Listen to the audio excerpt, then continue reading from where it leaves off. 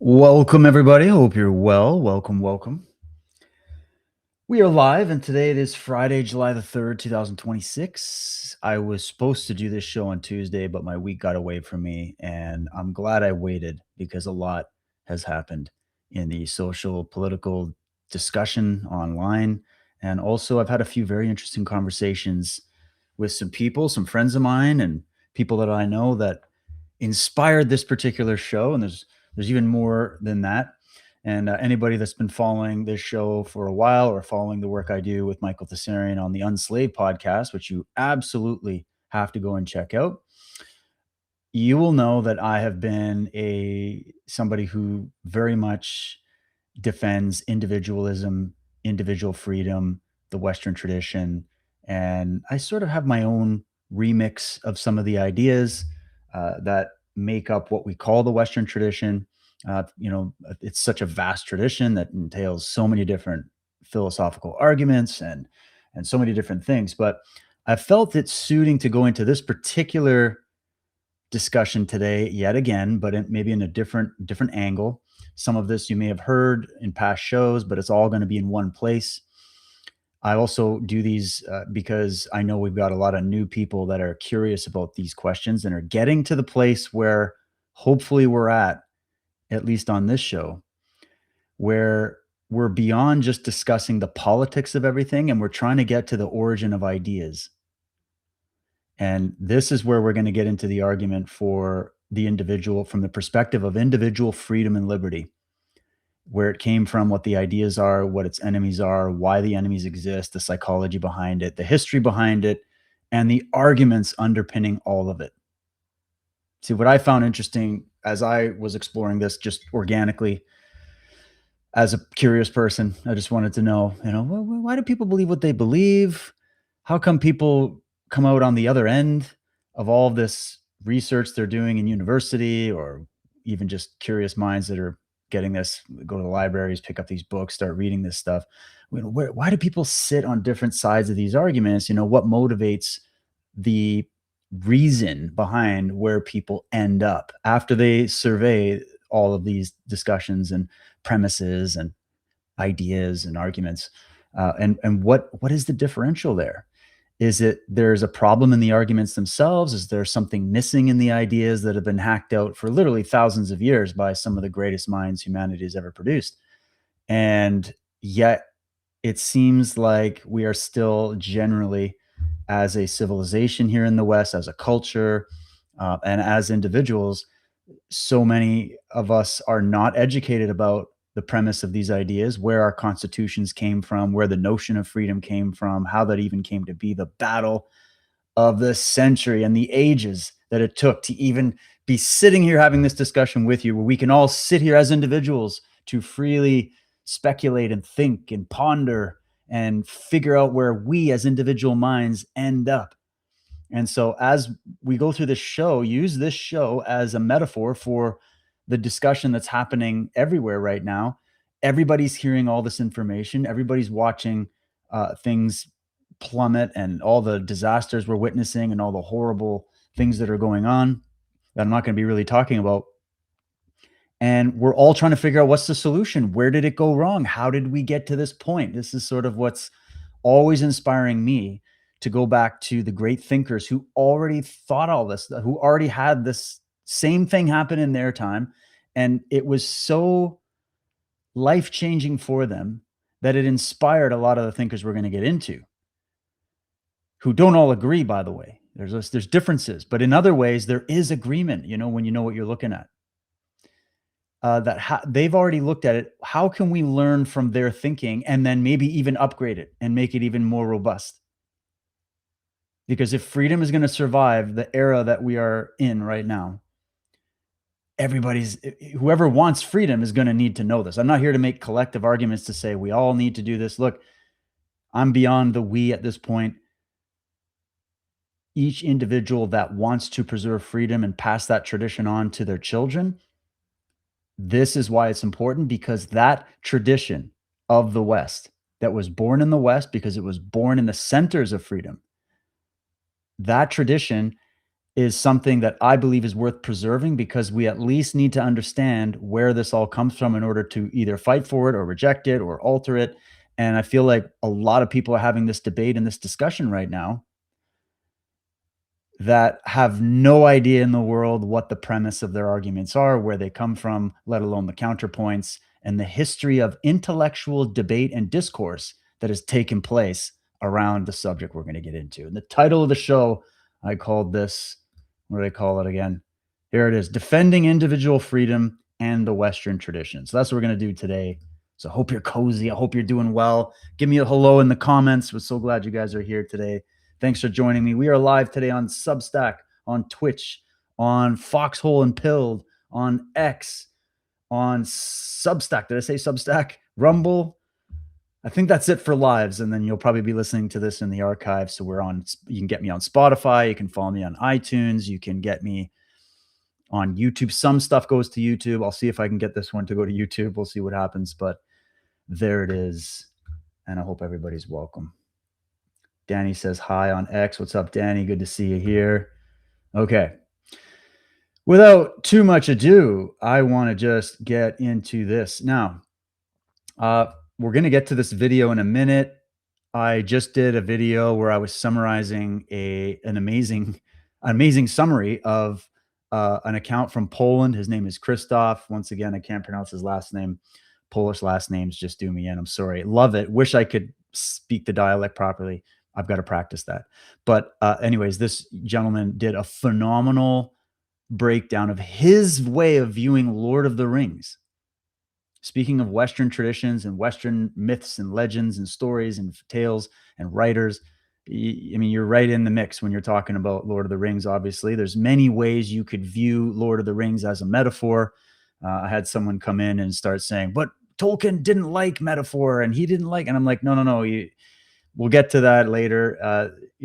When you're looking at this, it's just fascinating that so many things in that film are talking. I mean, this guy, Krzysztof, was comparing it to communism, right? But it could be said about any form of totalitarianism or authoritarianism.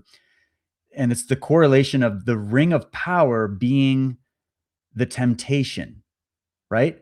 If we use power, ultimate totalist power, to unseat criminals and tyrants and other forms of totalist power, then it's worth it. And this is the whole story. And when you look through it, you'll see that it's there. Whether Tolkien specifically went, I really want to make a movie about or write a book to take on communism and fascism and all that, it doesn't really matter.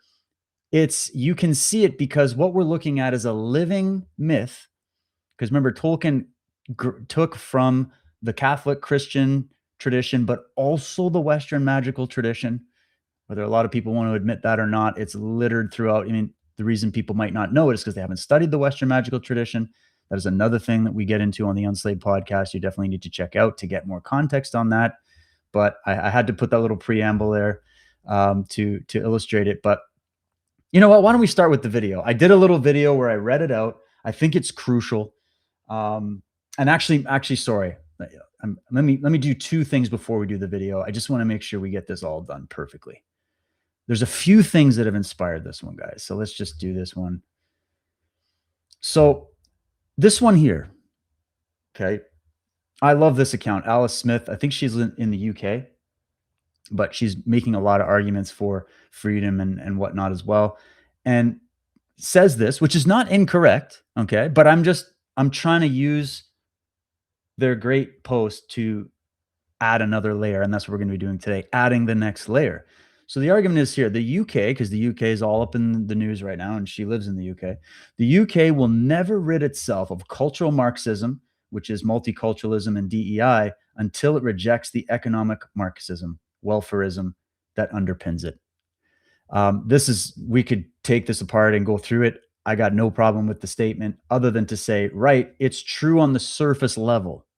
And this is my main angle that I just want to bring to you. I'm not here to, push anybody down that wants to focus on the surface level. We need plenty of focus there. We need people to look at this and notice this and make these commentaries, and then we can debate and pull it apart. But I'm here to say we got to go beneath the surface. It's the old kung fu maxim, right? You look beyond the surface to see what is real in yourself and in others, right? So I said true on the surface level.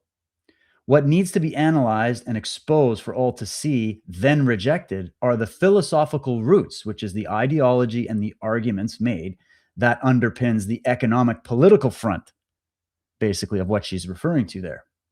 All systems emanate first from human minds, and it is there that the true battle is waged. So let me know if that resonates, because this is one of the main things I wanted to bring up. What was the next one here? Oh, let me jump back. I think the next one is relevant as well. Yes. This is also just getting into, so the terms are always going to be tricky.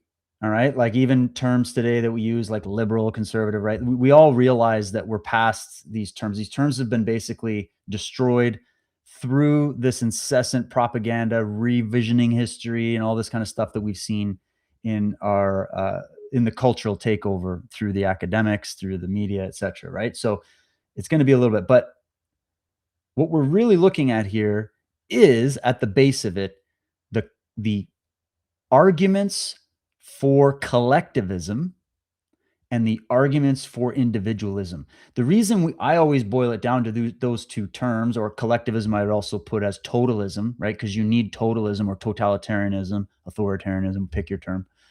I just think totalism is an easier word. There's many versions of that. Humanity has played with this fire and this ring of power endlessly throughout history. To what degree should we have authoritarianism? To what degree should we view the human being as having a mind of their own, having their own autonomy? And to what degree do we view them as a collective Borg entity that is a part of the herd that should be ruled by individuals, which is interestingly enough. The people that are champions of collectivism always forget that collectivism ends up being run by individuals at the end of the day. So, but anyways, let's save some of the good arguments for later. Here we go. Here's another thing that's inspiring this quote. It's from Milovan Diljas. He's Yugoslav communist insider who turned critic of communism. And he wrote a book called The New Class. And he said this is what it is. The promise of an ideal world increased the faith in the ranks of the new class and sowed illusions among the masses. This is what the problem is. He's noticing it. Other commenters, you could even have people who are critiquing Mussolini on the fascist end of this. Again, the various forms of collectivism that have been tried, they're all sounding the same when they come to the critique. The people that lived through it, that is. And I've made it my personal business when I get engaged in this study, not to just read intellectuals. Our intellectual world in the West has been destroyed by non-intellectuals, fake, counterfeit intellectuals. We need strong intellectuals. We need a strong intellectual environment so that we can have rigorous debate and rigorous discovery about these types of ideas. What works, what doesn't work, right?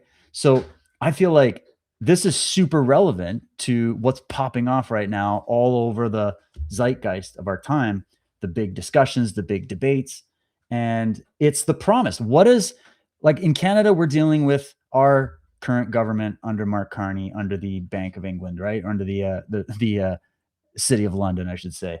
We've got City of London, WEF, UN globalists running our country right now, right? And what are they doing? Their arguments, like in BC, we got this David Eby and all this stuff with the shipping lanes, and they're trying to save the climate and all that. And it's just like, you start seeing that you got to look through this. This is what I'm trying to tell the average Canadian and anybody listening is if you don't understand the basis, the premise, you know what the premise is? It's that which lies at the basis, that which is underneath everything. You will be illusioned. You will be the illusions among the masses. You'll be falling for those illusions, and you won't see it. But people who've lived it, people that have studied it, people that see through the mirage that's put in front of you by these totalists, by these cult leaders, these authoritarians in disguise who are champions of freedom on the surface, but are doing the complete opposite behind the scenes, right? If you understand what we're going to get through today, if you can stick with me on this, it might be a longer show. I got a crap load of reading for you. Okay. This isn't just coming from me. I'm just here presenting it. So don't shoot the messenger. But if you can get through this, I guarantee you, you will have a far bigger perspective on what's going on. And you'll see it. You'll see how pathetic these charlatans are.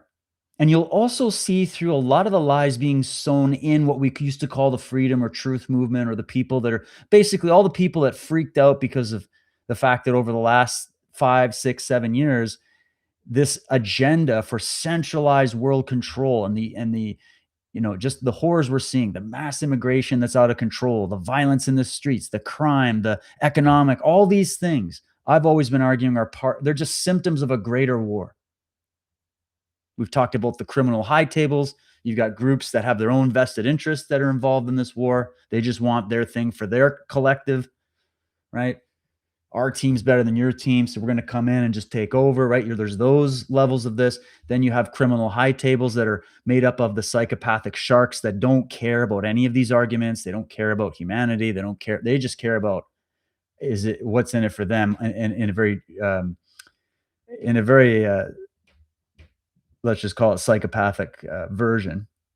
And there's this whole game going on. We've already done this. So I hope we're all understanding that we're in, the greatest battle of our age and all of that. But remember, before anything in history gets to a hot war in the streets, a civil war, an actual hot conflict, you just go look through all the research. It was the falling apart of the ideas, the fundamental premise of that society, that nation, that community, that entire civilization, or our entire world, that is what really brought things apart. The physical expression of what's going on in the psyche of the people is the last stage. What's going on in the psyche of the people, which is going to sound like it's collective in one sense, like the people of that area all kind of got hit with this mass spell or whatever. It sounds collective, but the only reason, as we're going to find out, that the spell worked was because there was a conditioning process to pull people out of their own critical thinking apparatus, their own reason, which it can only exist at a very high spectral level within the mind of individuals, and is impossible in crowds, in groups. And this is a huge issue for people that are arguing for, well, we just need a little bit of collectivism and a little bit of authoritarianism to fight the collectivism and authoritarianism that we're seeing. This is also happening on the woke right, the woke left, whatever you want to call it. All that's just labels and decoration for we're watching a performance of human psychology at work in a way that we've never been able to witness before. That's why it's so horrifying to people. But I don't want to go too much on this. I just wanted to say this is a massive statement from someone who lived under a form of collectivism, that the promise, and this is another thing that we've said, remember, by way of promise, by way of issuing a promise, good men are enslaved. This is another rule. There's certain rules you can take in when you're building a perspective here, okay? So with that, let me bring in this quick video of this amazing analysis. I've been sharing it everywhere. I read this post. Within seconds of reading the post, I recorded a video of it to read it, and then I posted it on all my social medias because I thought it was that valuable. It's at least valuable to give you perspective. When you analyze reality, like what's happening in your current time, side by side with a mythical story, there's something crazy that happens. Lord of the Rings is a mythical right brain type story. Maybe some historical anecdotes woven in, because we know Tolkien was into ancient history and all of that. But there's a core message. In all great stories, there's virtues and vices. There's protagonists and antagonists. There is always a greater metaphor. There is always a greater one because of the nature of human consciousness, the nature of your mind. I've made this argument in my comparative religion mythology series that you can catch actually on my Substack. That's the best way to support the show. Go check out Substack. I got plenty of research goodies over there just for you. And this is one of them. I went into a deep multi-year project of presenting a totally different view of religion and mythology and the history of it, and why this way of looking at it, I believe, is the most accurate way of looking at it. And it's this understanding of how your brain works, how your mind and your consciousness functions, that we always look to relate to things, right? So understanding this makes this really powerful. And I found that this what did I get? I got okay, 2,300 views. I mean, for my channel on X, I don't know what's going on with the algorithms. I've got close to 30,000 followers. I'm lucky if I get 10 likes on something. Okay. I don't know what's going on with that. But either way, this one, it reached all the way to 2,300 people. That's a big day for me on X. Okay. So I thought, wow, people were resonating with it. So let's watch it and then we're going to continue here. I absolutely love this take from this account from Poland. His name's Christoph. I can't pronounce the last name. I'm sorry. Sorry, man. But he says this about The Lord of the Rings, and I was absolutely blown away. He said, "Did you know that The Lord of the Rings was about communism?" Interesting. And he says, maybe when you come from Poland, every evil looks like communism to you. I come from Canada, mate. I feel you. So he goes like this. Number one, the ring is not a weapon. It is the totalitarian temptation itself. Interesting. The promise that this time the right person wielding absolute power will finally produce the good outcome. Even heroes in the book are tempted by this argument. Gandalf refuses it. Aragorn refuses it. But it is the most seductive argument in politics, and it always goes wrong. Number two, the Shire is where the story begins and where it must return. Hobbits grow their own food, smoke their own pipe weed, own their gardens, and nobody tells them what a second breakfast should look like. This is not naivety, it is civilization at its most honest, which is precisely why the system cannot leave it alone. Number three, the eye sees everything, not because it is omnipotent, but because enough servants are watching on its behalf.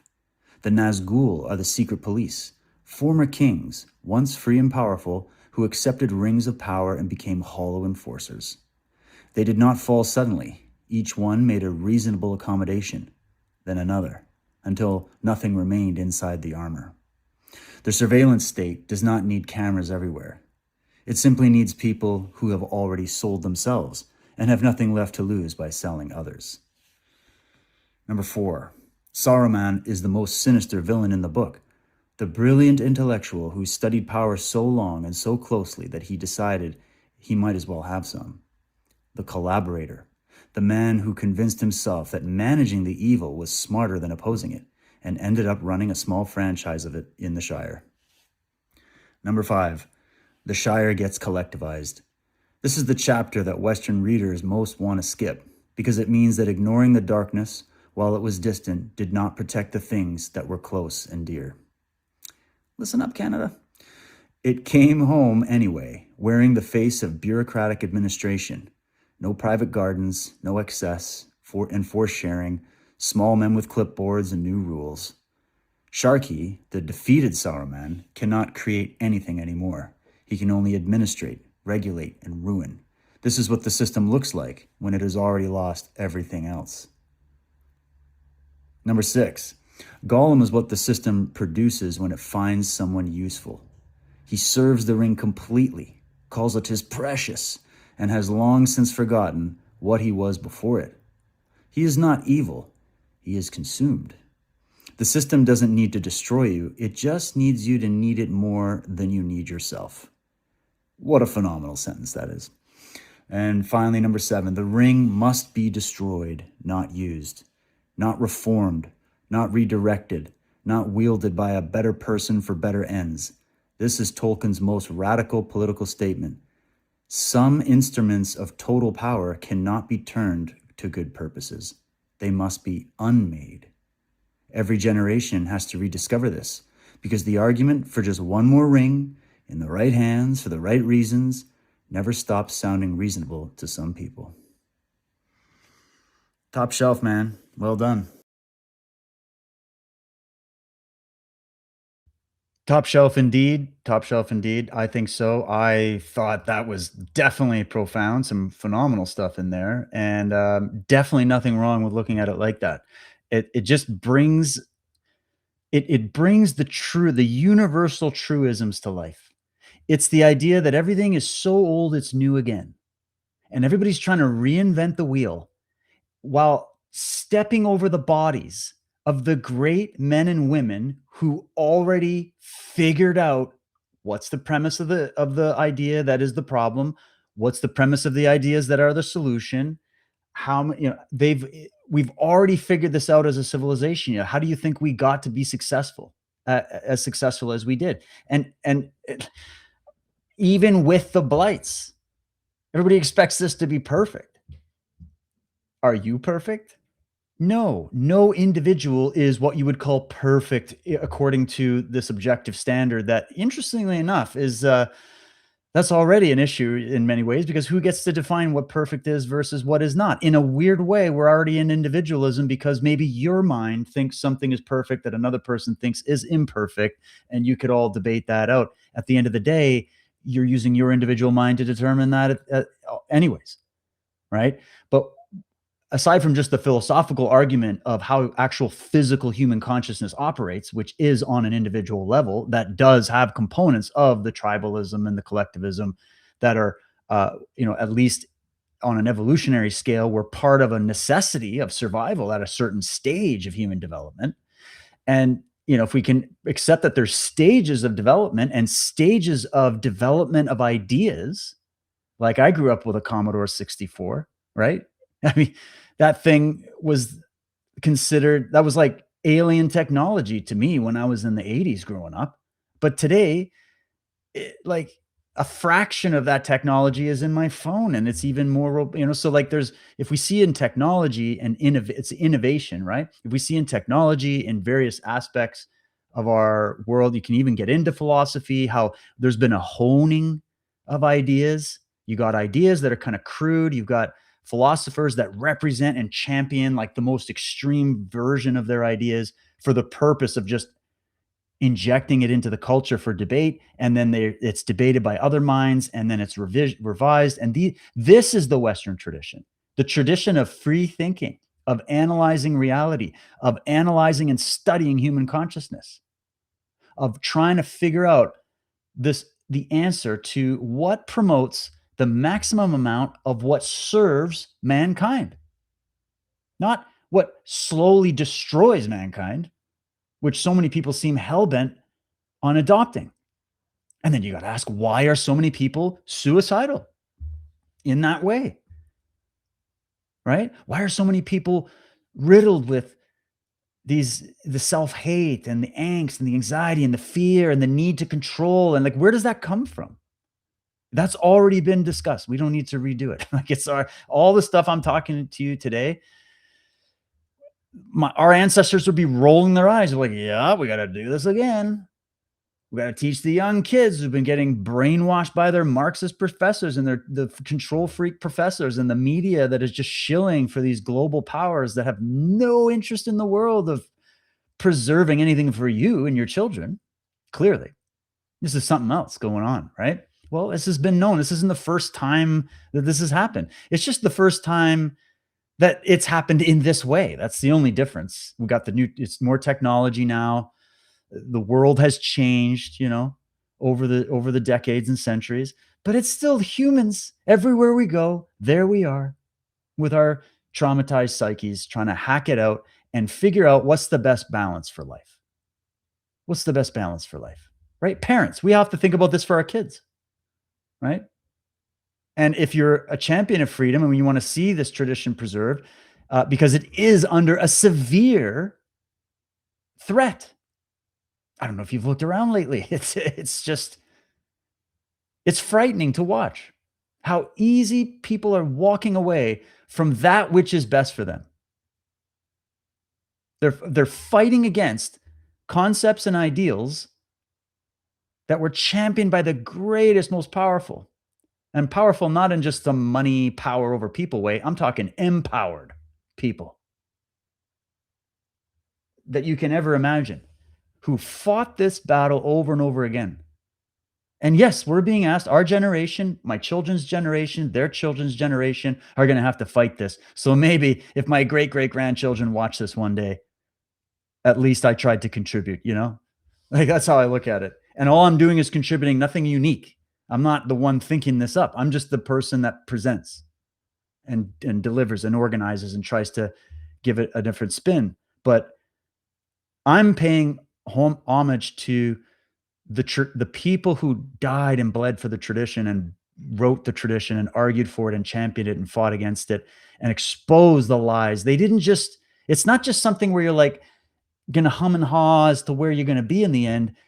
If you're a human being and you value your life and you value your freedom, and if you had offspring and you value the life and freedom for them, you're going to realize how important it is that we at least understand these arguments, because your politicians right now, your academics right now, your big social media influencers right now, the entire culture is being hijacked and has been hijacked for a while. And I'm glad to see the resistance. So just consider this part of the resistance to that.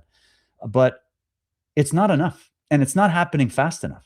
And when I sit and I get into these spaces and I get into these discussions and I get into discussions, or I overhear discussions with people that I know, and I hear that I see, because I've read the philosophy and I've read the background and I've read the arguments and I know a lot about the foundation of the ideas that people talk about every single day, that they have no idea the thinkers that actually were the ones that laid out those cases. You know, your average feminist, your average socialist, your average Christian, your average atheist, your average conservative. Unfortunately, a lot of them have zero idea of their predecessors, let alone those who came and either countered their arguments or reformed their arguments or gave better arguments. And so people are just shooting from the hip in a time when we are in DEFCON 11 right now, in terms of we've got enemies penetrating our cabinets at the political, economic level, and we've got enemies through the gates, in the gates, under the gates. At this point, they are the gates. You know, that's how bad it is. And I mean enemies ideologically, which is important because it's all about ideas. Which ideas promote freedom, thriving, solutions, forward progress, not this progressivism that's been sold off, which is really just another form of totalitarianism and control freakism at the base of it. I'm talking real progress for humanity, for thinking, for technology, for innovation, for upgrading, making life better. If you accept it as a duty, as a moral duty, as an individual being living in this world, that you should at least try to make the world just slightly better than when you entered it. Kind of like when you walk into a park and you have a big picnic. You don't leave all your trash all over the park because you respect the place that you were. You know what I do? I go to these places in nature all the time around me. I live in British Columbia, so I'm in the Shire, okay? I go to these beautiful little places. And there's something I've always adopted in my mind when I'm in these places, which is just take a minute to say thank you to this place. So I literally just say that. I'm like, thank you to this place. Thank you. I'm grateful you're here. I'm grateful I got to come here. You know, I'm not leaving you in a worse condition than when I came here. And if you start with start with your backyard, start with your bedroom, start with your home, start with the park up the road or right by that stream that runs by your house or whatever it is, and just have that mantra of I'm going to make this I'm either going to make it better than when I came in, or at the very least, if I'm not going to do that, I'm too lazy for that, I'll just make sure it's not worse off that I was here. That's how you have relationship with your environment.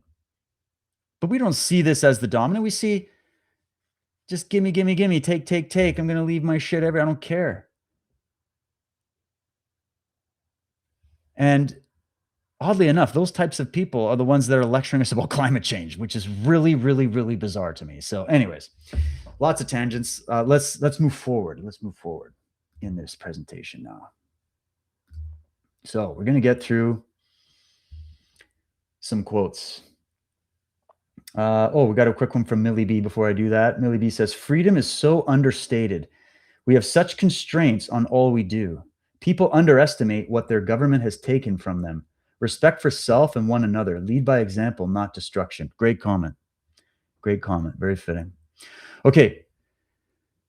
We're going to get into some Ayn Rand here.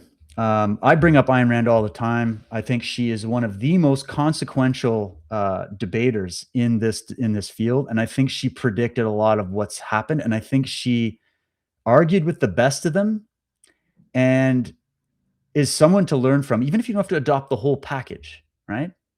This is what happens when you start quoting people: is people are like, you have to represent the whole package. No, you don't. We've proved that on the Unslaved podcast. You're looking for the tradition. You're looking for the best ideas. And there are certain people who are up for the task. Let me just put it like that. And trust me, unless you've read this woman, you'll never know how up to the task she was to take on the collectivists, the tyrants, the anti-freedom, control freak people. There is no better black belt to bring to the battle of this particular fight. So here, and I'm going to prove it to you. Let's go through this. This is huge. And remember, Ayn Rand also had preceding thinkers. So she's also bringing in a lot of, Aristotle and even some of the thinkers. We did a show, a phenomenal show that you have to watch on Unslaved, which is called Giant Killer, Rand versus Kant. Oh, amazing comparison, because we gave credit to Kant and we gave credit to Rand and actually showed those two in the same room would be fighting like, siblings. But anyone with an eye can see the premise of the ideas and go, holy shit, you guys have a lot more in common than you think. And it's like heretical to say shit like this because everybody gets locked into their own little cult.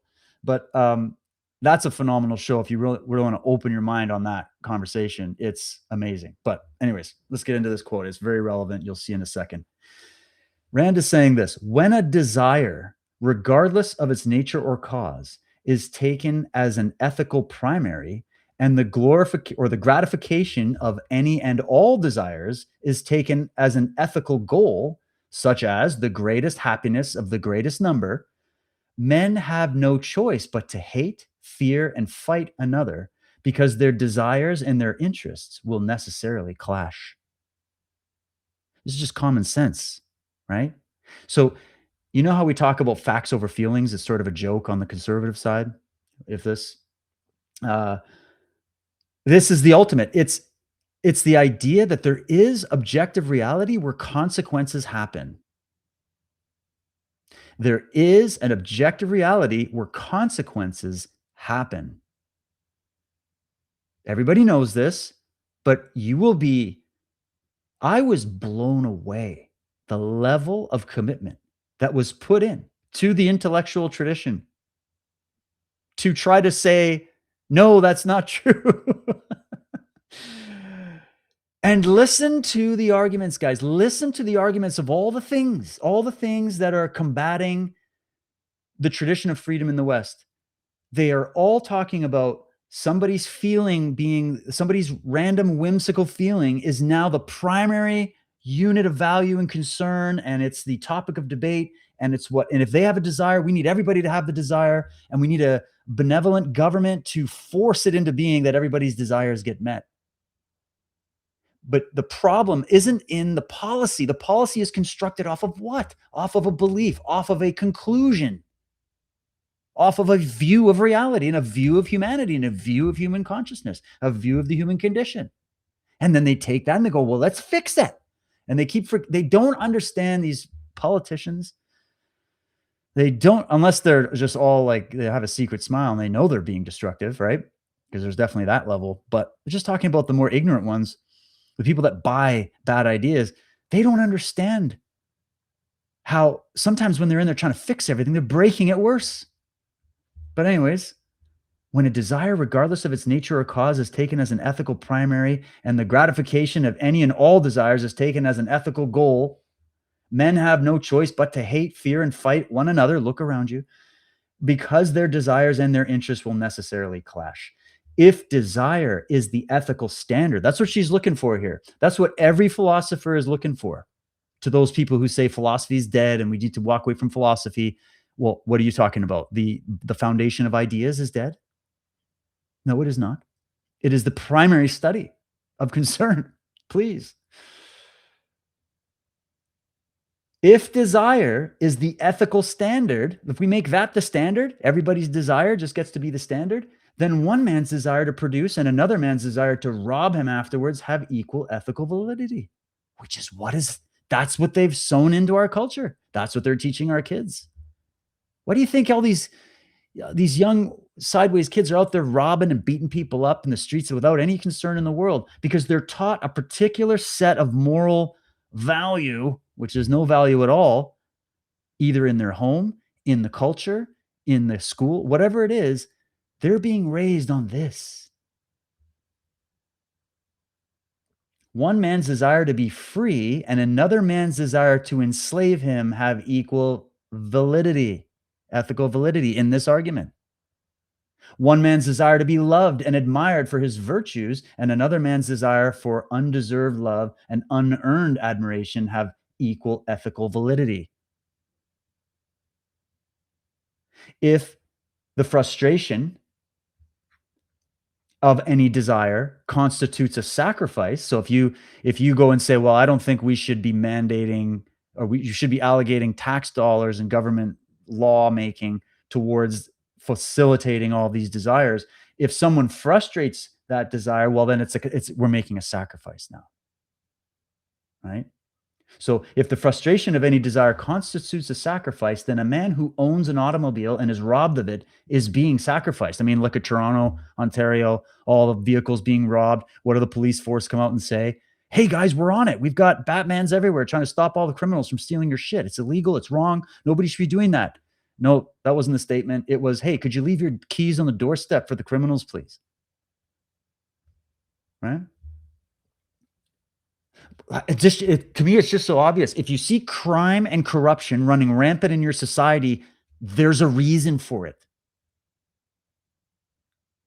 And the reason is, what are the ideas and the standards of value that are being taught to the children in that society? How are they being raised?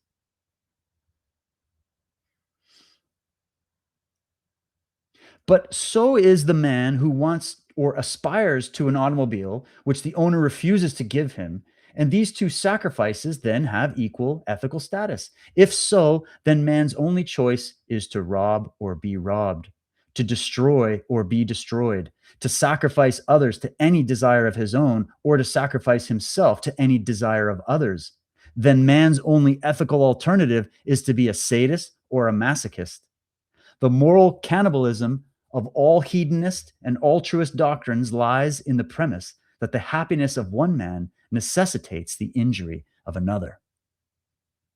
See what I mean about foundation of ideas and the level of where you need to argue this? This isn't just about arguing with your local, college kid who's been brainwashed with Marxism and Frankfurt School indoctrination and Fabian indoctrination. It's not just those arguments. You got to get to their soul. You got to call upon them as an individual and say, hey, think about it in terms of your own life. If you're teaching children, teach them in terms they can understand. The same principle here. We're looking at axioms and laws, right? Today, most people hold this premise as an absolute not to be questioned. And when one speaks of man's right to exist for his own sake, for his own rational self-interest, and she was very much clear on the fact that they're arguing for rational self-interest rather than, which is like, if you were tripping off the edge of a cliff, would you grab onto the edge of the cliff to try to not fall off the cliff? Well, you're exhibiting rational self-interest, right? Do you put your own oxygen mask on in the plane before assisting others? Rational self-interest, right? Everybody's conflating this because they're stuck in like this programming that this is somehow immoral. Your government would love you to believe this too, by the way, because then they can go, yeah, yeah, see, don't you dare think for yourself on this one. There is no self. There's only the government and the tribe, right? So today, most people hold this premise as an absolute, not to be questioned. And when one speaks of man's right to exist for his own sake, for his rational self-interest, most people assume automatically this means his right to sacrifice others. That's what comes. That's the cartoon that comes up into your head. And who put that cartoon there? Such an assumption is a confession of their own belief that to injure, enslave, rob, or murder others is in man's self interest, which he must selflessly renounce. The idea that man's self interest can be served only by a non sacrificial relationship with others has never occurred to those humanitarian apostles of unselfishness who proclaim their desire to achieve the brotherhood of men.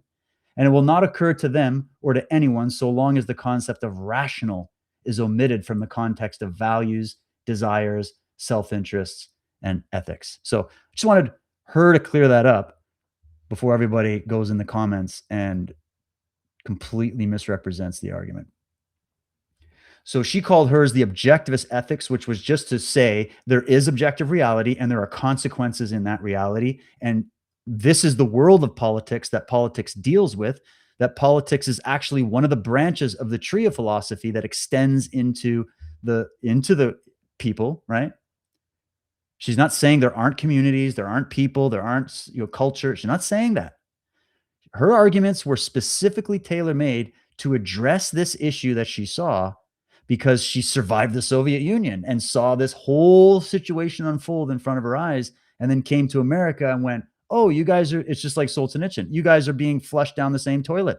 Let me help you with some arguments to deal with the wolves in sheep's clothing that are taking over all of your institutions. But everybody got offended and their feelings were hurt when they read her books. And that's why uh, you don't find her in the book of philosophy. Um, so the objective, so her ethics basically proudly advocates and upholds rational selfishness, which means the values required for man's survival quo man, which means the values required for human survival, not the values produced by the desires, by the emotions, by the aspirations or the feelings or the whims or the needs of irrational brutes who have never outgrown the primordial practice of human sacrifices, have never discovered an industrial society, and can conceive of no self-interest but that of grabbing the loot of the moment. Have we been seeing a lot of cases of grabbing the loot of the moment physically in the streets? Or the robber barons in government? Or the big corporations? The corporation, by the way, being a total blight on the original concept of capitalism, right? We'll get into that, which was supposed to be a system of trade that would facilitate the individual that came from this premise, right? So we're seeing a lot of grabbing of loot at the moment with zero empathy for fellow man and celebrating the murder of people that think differently than you, and just the debauchery and the hedonism coming from the people who are saying, she was talking about being selfish. You're the most selfish people that have ever walked the face of this earth. How dare you even sit at the table of this woman when it comes to this discussion, because you're not a good advertisement for yourselves. Let's just put it like that. You have nothing to say. You have nothing to say on this matter. The objectivist ethics holds that human good does not require human sacrifice. Could you imagine that? Human good does not require, as a built-in premise, human sacrifice. It doesn't require it. Did you know that? No one ever taught you that. Human good does not require human sacrifices and cannot be achieved by the sacrifice of anyone to anyone. See, because her philosophy is no master above and no slave below. That's the difference. That's the premise of Unslaved as well. And we brought other thinkers that are also champions of this, right? No masters above, which is what everybody's on the team for right now. This is what I've noticed. The uniting of the clans happened in Canada, in America, in the West, around pointing up the hill to go, look at those masters above. And meanwhile, the solution is we should probably create some more slaves below. We'll never admit that's what we're doing to try to fix the problem of the masters above, but it's exactly what we're doing. And this isn't, you're not the first generation to deal with this. This has been noted by the most brilliant minds and observers of history. So there's no way around this. You're not getting out of this one. Now, she gives in her book, The Virtue of Selfishness, which you can just listen to an audiobook version of it on YouTube for free. So go on YouTube after the show, listen to the audiobook, go through it. She defines what her ideal heroic man would be. And here it is. And I got this actually, this is from this is actually a slide Michael made for that show you should check out. I'll link it up after, called Giant Killer on Unslaved. But this is great. Listen to this. He, the ideal heroic man or woman, does not regard because I want it or because I feel like it as a sufficient cause for validations of his actions. This is the difference. This is the virtue that's missing. The ideal free individual does not regard, oh, it's because I want it or because I feel like it, as just that's the only sufficient validation for actions that you're going to take in the world. It's not enough. He chooses and or identifies his desires by a process of reason, and he does not act to achieve a desire until he is able to rationally validate it in the full context of his knowledge and of his other values or goals. He does not act until he is able to say, I want it because it is right. I want it because it is right. I want it because it doesn't create more consequences than it actually alleviates consequences. I want it because it's accurate. I want it because it serves me, my family, my community. I don't just want it because it's gimme, gimme, gimme. We're in this high materialistic culture, which was not the original intent of the people that founded a free market system. That what we have now is not, it's a straw man argument that people are waging against it. I think that's my next slide here, or it's coming up. We'll get to it. We'll get to it. Now, this one comes from a show we did on somatology. There's a series we did on somatology on Unslaved. And this brings a lot into the argument. It comes from Carl Jung. The first one, he said, we suffer very much from the fact that we consist of mind and have lost the body. And that entire series, that's like, I think that's one of the opening quotes of the series.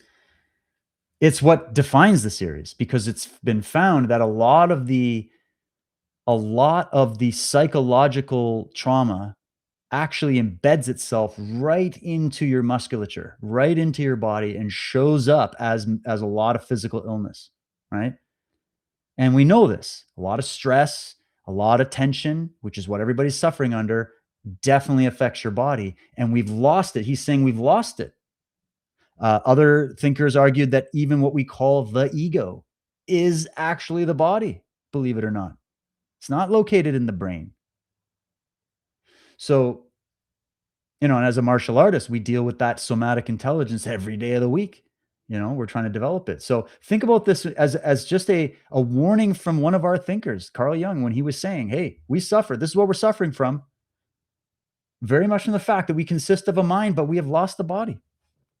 Too much thinking, too much of this sitting in academic circles with their whiteboards, coming up with all in this Club of Rome round table with their computer calculations of the future and all this shit, climate models, and look, we're dreaming up new genders now. Like, it's just getting off the chart because we forgot we're a body. Look, we've forgotten we've lost the body to a degree that young people today are feeling like they're in the wrong body.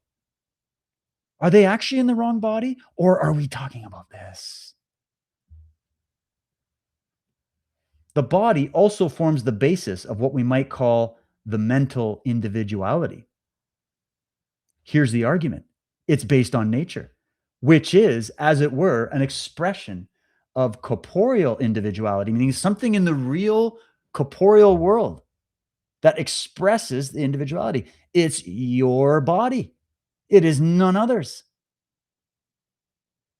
and can never come into being unless the rights of the body are acknowledged. And he's talking about by your mind. He's not talking about just the people. He's speaking on an individual one-to-one level here. It's the inner conspiracy. You can become a tyrant over your own body. Did you know that? You can form totalism in your mind against yourself. So what if you got a bunch of selves running around that have already committed the totalism within? What kind of a system do you think they're advocating for without in the world for everybody else? It's crabs in the bucket time. It's, hey, I have defiled myself. I've destroyed myself. And I've created an inner tyranny to rule that shattered husk zombie walking around. And you know what? I don't like that there's people running around that didn't do that to themselves. And so let's enslave them to this. There's the masters and slaves coming now. It didn't start with what political philosophy they believe in or what economic model they think is going to help all the poor people. That's a mask. That's a disguise. That's a lie. You need to start on the only way to get to it is through the individual experience, which proves the case. The fact that that's even possible, the fact that Carl Jung even existed or Ayn Rand even existed to make these arguments, and then other people to go, I disagree. Already, we have problems with collectivism as being some sort of objective reality. So he said, conversely, the body cannot thrive unless the mental individuality is accepted. So do you see the relationship he's going to? He's not talking about the state. He's not talking about the people, the culture, the religion, what church you go to. He was talking about this. Conversely, the body cannot thrive unless the mental individuality is accepted. Right? And then I think we got more from Jung here to follow up on that. Oh, wait, we got to do this one. Amazing one. I think I put this in the middle. I'll put some more Jung in a second here. Michel de Montaigne, he said, the greatest thing in the world is to know how to belong to oneself. After what I've just read, does this make a little more sense? Makes a lot of sense to me. The greatest thing in the world is to know how to belong to oneself. Everybody's belonging to somebody else. I belong to you. I belong to them. I belong to this team. I'm a member of this. I joined this. You're still using the word I every time you say that. You know that, right? Do you catch that? How to belong to oneself. Only when you know how to belong to yourself can you properly love and have empathy and compassion for other people. Without that foundation, and you just skip to we're compassionate and empathetic for other people, now you get suicidal empathy. Now you get hysterical contagion. Now you get the Karens and the dictators and the little man syndrome, because there's no ground, there's no foundation within you, there's no inner constitution within you. How the hell are you going to uphold an external constitution that champions freedom if you as an individual mind and body are not yourself free and you do not yet belong to yourself? That's the argument. It's already checkmate, but guys, we're just getting warmed up. Let's keep going. I'm gonna make this full screen. I'm just gonna let you read that for a second, and then I'll read it out for people who are just listening. What the fuck happens when you put this into the equation? Holy smokes, do you realize this? I got this from Michael's website. Which one is it? Oh, Disciples of the Mysterium. I'm gonna find the links. If you want to read a page of quotes, first of all, you got to get this book, Disciples of the Mysterium. It's the case for personalism. It's an absolute must, an absolute must. But if you're too lazy to buy the book, which you shouldn't be, you should go get it right now. Here's the quotes. There it is. Make sure everybody's got it. On the website, if you go to that link, where else do I got to put this? I think it's out there for everybody. Oh, wait, Substack. Here it is. Kaboom. What's up, Substack? How's it going, everybody? Turns out I was here on Friday after all this week. Good to see you. Well, we're just getting warmed up. Guys, what happens to your little, we got to have some collectivism to fight the collectivists?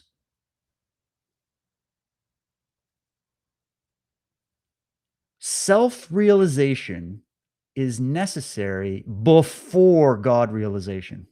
This is particularly for the more religious minded people. I have my belief in God. It doesn't come from religion, though. It's been informed by religion, but it's not coming from there.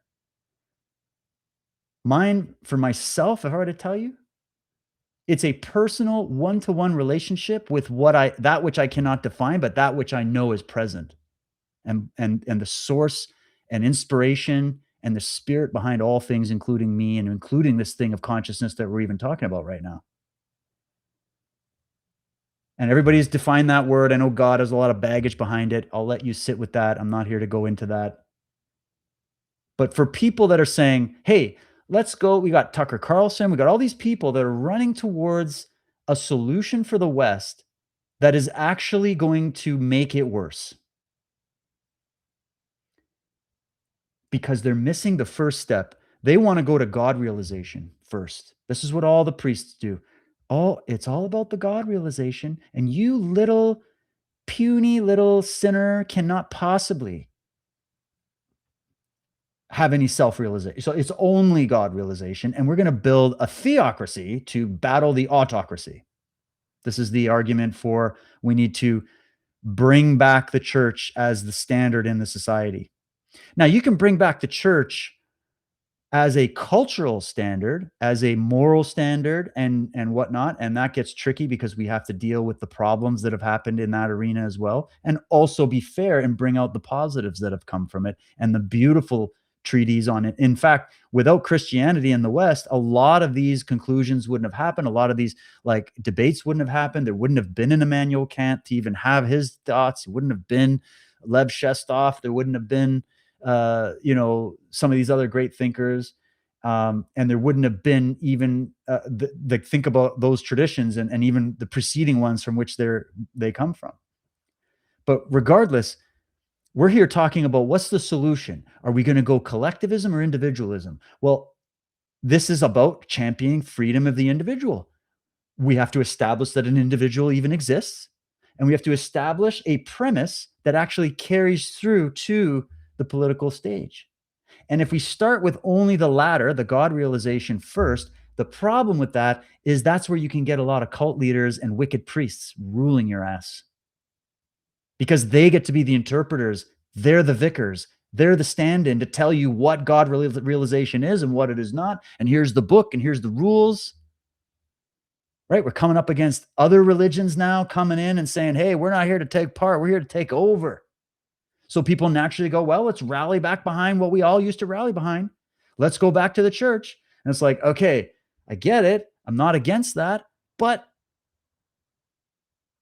the problem is religion by its nature, by what it had become, to the many tears shed by those who tried to preserve the best of it, but were never listened to, is that it becomes collectivistic as its own. It turned the relationship between man and the divine into collectivism. That's my only problem with it. I could sit there as an individual and read the scriptures and read the teachings and look at the symbolism and find a language to express this connection to the divine that we have labeled God and many, many different labels and put in many different costumes. Okay. But here's the thing. Who's the one believing?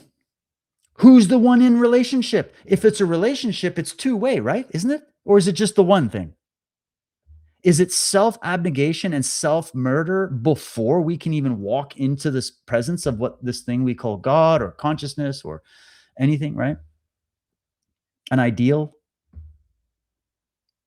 You need both. And the premise is the premise of you making that connection. So you need self-realization. It's absolutely necessary before God realization of any real sort can happen. And that's what's happened, I think, to open us up for so much attack, is that we had many wicked, distorted, false priests and teachers bastardize the ancient teachings, repackage them based off their own non-self view, and that's where the fall began. And that's what made us vulnerable. Had we left it more robust and left both in their place and showed it as a relationship, I don't think we would be so weakened right now and exposed to attack from other competing orders and entities right now. So, what does this do to collectivism? It destroys it because you can't have one until the first is fully qualified. You need self realization before you can have God realization. And when we're talking self, we're talking about the capital S self here, what the Christ called the kingdom of heaven within, right? The eternal spark, however you want to put it, that spark that was put within you, the fact that you have the ability to think and reason, and you have the ability to make a decision as to what's right and wrong, and that realization must occur for you to even meet this God realization that everybody's after. But frightened minds don't want to do the first part. They want to skip to the second part and then tell you they are the authority on truth. Like Gerald Massey's great statement, they must find it difficult, those who take authority on the truth rather than putting truth as the authority. These people that I'm giving you are trying to say we need to put truth as the authority, not some mangled psyche's version of what the truth is. Next. This is going to get a little more down to earth now. This comes from Good Morning Liberty. Good Morning Liberty. Nearly every critique of capitalism is a critique of government involvement in capitalism.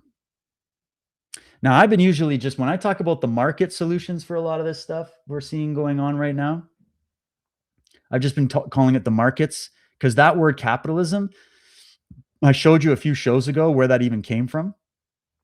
It came from one of Karl Marx's analogs, and it's not even a fair description of a system that was designed to facilitate the individual freedom that was philosophized and talked about and built through centuries of this tradition. It took them centuries to even arrive at the conclusion. Okay, it's new. The individual as an idea is new. That's why when you're bringing all these other cultures in, one of the reasons I think they're packing the West with these cultures that come from these other places is as opposed to like, let's find those who are wanting to assimilate to our culture and become individuals and pursue freedom, which you can do. It's not a race thing. It's an idea culture thing. Instead, you jam pack suddenly millions of people who look the same, dress the same, act the same, talk the same, speak the same, and are not assimilating to the Western tradition that I'm discussing here, the valuable Western tradition.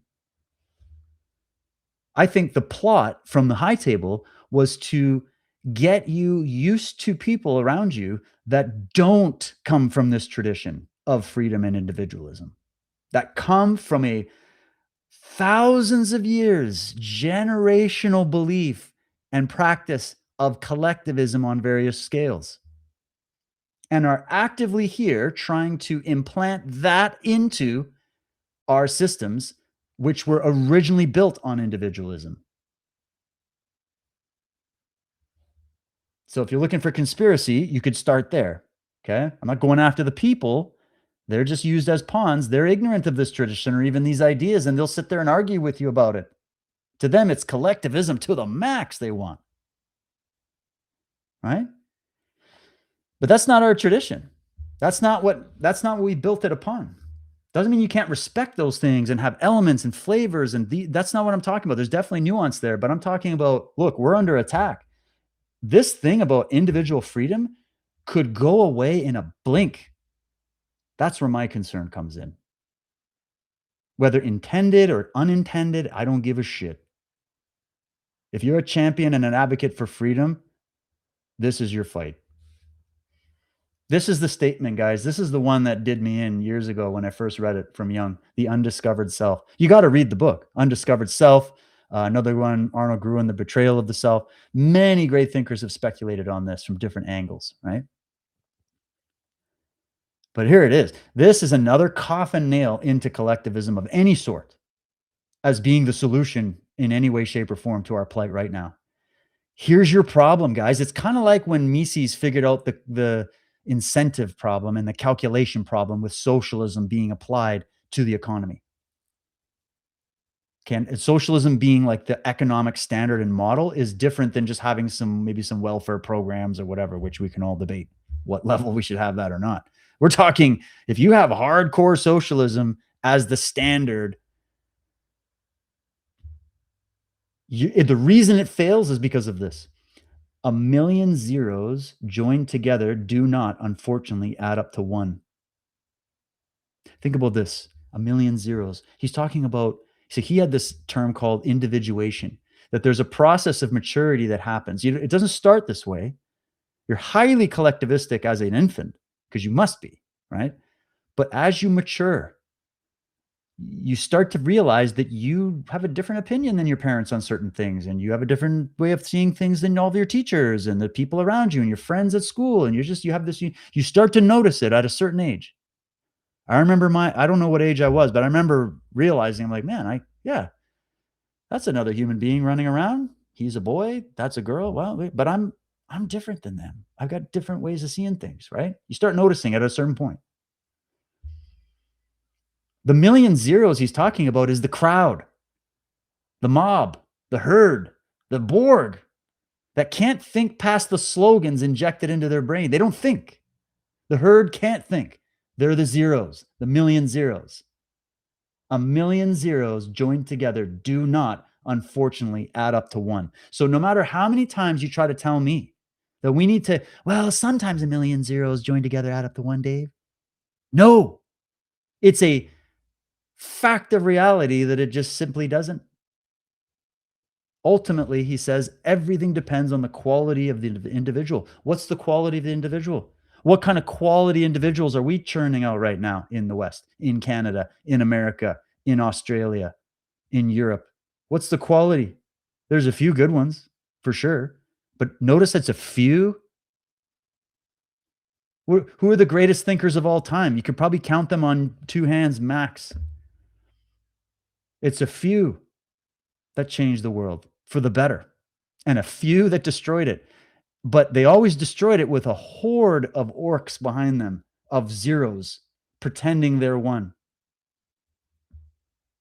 This is the lie. And he exposes it brilliantly with this statement. So he says, ultimately, everything depends on the quality of the individual, but our fatally short-sighted age thinks only in terms of large numbers and mass organizations. See, the people were still suffering from this back in his day. And I'm seeing it happening right now. It's the same thing. Though one would think that the world had seen more than enough of what a well-disciplined mob can do in the hands of a single madman. That was my whole study on cults, by the way. People go on blithely organizing and believing in the sovereign remedy of mass action without the least consciousness of the fact that the most powerful organizations in the world can be maintained only by the greatest ruthlessness of their leaders and the cheapest of slogans. This is the other problem. You go organize a well-disciplined mob to deal with the other well-disciplined mob. Who's commanding it? What Saruman is at the helm going, to war? Right? And remember that Lord of the Rings about Saruman. When he was stripped of his power, what did he become? A clipboard-wielding authoritarian tyrant. And he went to the Shire to collectivize the Shire. It was the first thing he did, because he lost all his personal power. So he said, well, I should at least go get some power over everybody else. And many good, well-meaning people have walked into the world of politics and suffered the same fate, the cheapest of slogans. And then many average people out there listen to these snake oil salesmen. Listen to this Mark Carney right now. Listen to this Mondani right now, sitting at the George Washington desk. What are you doing? A million zeros don't add up to one. You're never going to get away from that. All right. Now here's the little summary that I was putting together, combining some different thinking, and we're just going to go through it. These are just some different statements on this. I just want to do maybe this. Is that better? Yeah, I'm going to make myself a little smaller so I can read it better. Okay. So let's get through these ideas about individualism here. The idea that individualism is a repulsive, atomizing force. This was one of the arguments given to me recently. That the reason individualism and their argument was the reason the West is in the plight that it's in is because it took on enlightenment values, individualism, freedom, liberty. That's the argument. Is they're saying that is what led to really bad art and culture and the degradation of our society, and open the door for tyrants and open the door for Islam to come in here because of freedom of religion and all this kind of stuff. And so freedom is the problem. And they're all coming from a very Christian worldview, which is really interesting, or a particular brand of Christianity. There are many different brands. And I thought, okay, well, let's get into this. So this is my retort. The idea that individualism is a repulsive, atomizing force, that leaves us all as a bunch of lone wolves that are easily picked off by highly collectivized forces. And this is as claimed by many of the so-called right wing today, which is a laugh, fundamentally misidentifies the source of the cultural decay that we are all seeing. If we look at the actual history of human progress, collectivism is the real poison. When critics attack individualism as something broken or fragmented, they're usually looking at a hollowed out caricature version based in a performative form of nonconformity. It's performative, it's not authentic. Or some status seeking within a new avant garde group rather than the robust, rational autonomy that defined the Western tradition. So they're conflating it again with a straw man. And that's probably because they have become straw men themselves in their own minds. The distinction is vital because a lot of what passes for individualism today is actually not. It's just a different kind of herd behavior. This is it. You'll see it everywhere. What passes is not. It's just another form of herd behavior. And then that gets critiqued by these critics to go, look, it failed. Nope. It's like when the socialists go and say, look, capitalism failed. Look at these big greedy multinational corporations and the David Rockefellers and the Rothschilds and the banks and the interest rates. And look at all this because of capitalism that people are poor. It's because of capitalism, because of free markets. And it's like, no. All of your critiques have to do with putting more collectivism in the market, more government control, more totalism in the government. You have no idea what you're debating here. It's straw man. Anyways, Theodore Adorno and Max Horkheimer called it pseudo-individuality back in the 1940s. Pseudo-individuality. That's what people pass around as individuality. It's the pseudo version. It's like the pseudo religion, everything's fake. Everything's fake and gay, man. I'm sorry. In a bad way. And then people take the fake and they attack it with the real and they conflate the two. And that's why we're not doing well in this battle overall. Pseudo individuality is what was sold to you. And then the other side, the collectivists come and see. I'm like, no, you're not going to get away with that on my watch. They argued that the culture industry provides a halo of free choice on top of a foundation of total standardization.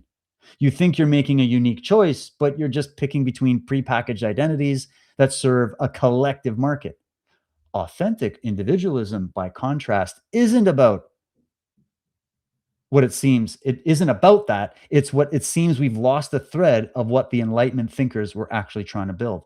So again, just making the case that we're talking two totally different things. When you read John Locke, for example, or other thinkers, contemporary thinkers, he wasn't advocating for a world of lonely narcissists. And neither was Ayn Rand or any of them. He was grounding political authority in the consent of individuals because he believed that every person has a natural right to their own life, liberty, and property. And we're going to get into that. There were debates for a long time in the West between different thinkers as to what is the source of rights. What is the source? Yes, we can talk about what enforces rights, which would be militaries and governments and men, that enforces rights. But what's the origin of right if you're arguing it from the perspective of the individual and the perspective of how we're going to formulate a society that allows that and facilitates that? There's a difference. So he's going, this wasn't a call to isolation. It was a framework for voluntary community. Emphasis on the word voluntary. The American founders took that Lockean synthesis and built a society on the idea that the individual is the primary unit of moral concern, not a cog in a state machine. Okay, so to all the Canadians suffering from, I guess we could call it ADS, America disorder, America hating disorder. You got to just go. You don't have to like what you think America is, what you think it's become, the bad. You don't have to, but you should go to the ideas because those ideas. Well, let's be real frank here. The founding fathers come from the British tradition originally.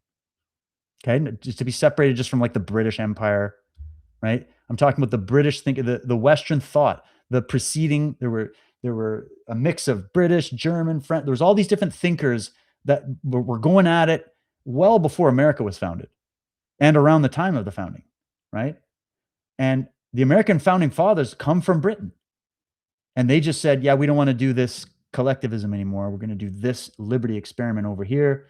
And Canada said, no, we're not going to do the liberty experiment with you. We're sticking with the collectivism. Sorry, that's just what happened. Now, we eventually had some little injections of those ideas into our culture here, which is what everybody champions as the Canada they wish they remember and all that. But there's levels to this game. And there's even levels beyond what the Americans came up with. But it's just never been put into practice. But that's for another time. So just understand the basic premise here is that we're not talking about some isolating thing. We're just talking about how does the state see you and what is the unit of moral concern? Is it a group, which is actually just a figment of your imagination because a group is made up of individuals? Or is it going to be based on the fact that you as an individual do have your own mind, your own will, and that right to protect that is innate because of the belief in a higher power, a God, and there's many ways of looking at that, okay?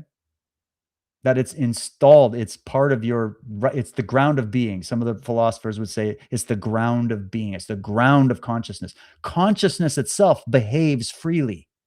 Notice that you can think many thoughts that you're like, was that my thought? What do I think about this? And you can change your mind. We could be changing your mind right now as you're listening to this show. Who knows, right? The consciousness that you are imbued with, that you are a conduit for, is freedom, is based in freedom. And if we're to say that the consciousness comes from the creator or is a product of nature or some epiphenomena, whatever, of the brain, it doesn't really matter. It behaves in a free manner. So however you want to root it, the idea was to do an experiment where we actually went along with this and built a system that protected your mind to continue to be free. That's all we're talking about. Everybody gets all lost in the weeds on this. Locke's influence on Thomas Jefferson and the Declaration of Independence is the clearest example of this in action. The shift, there was a big shift. The shift from the divine right of kings, which a lot of people are advocating we return to, which is having individuals rule the collective. So you're still an advocate for individualism. You're just putting it up in the power centers and not in you, the average Joe.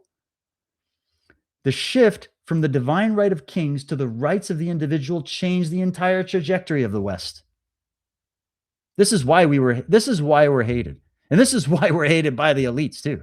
They're like, you're not going to make any money doing this shit. We're not going to have any power with these individual heroes running around competing with us on the board. It moved us away from a society where your value as an individual was determined by your place in a hierarchy toward one where your value is inherent. That was the idea. It didn't become part of any political movement until it was first instantiated in a philosophical argument and argued rigorously and won. And then they went, let's try this out. Critics often argue this leads to social fragmentation, but those critics don't know what they're talking about. The historical data tells us a different story. Research by economists, you got guys like Gerald Rowland, has shown that individualist cultures consistently provide a greater boost to innovation and long-term economic growth. You've got all the graphs that you always show those socialists out there. You feel like, I mean, come on. Comparing data, it's not looking good for your model. It's looking phenomenal for our model here. except for when you get to the stage of the argument where you have to explain that the issues that you're seeing in the free market model and in this experiment in liberty, that isn't because of the original ideas we're talking about. It's because of the bastardization and the forgetting of those original ideals and the injection of more collectivistic ideals. That's where the blights are.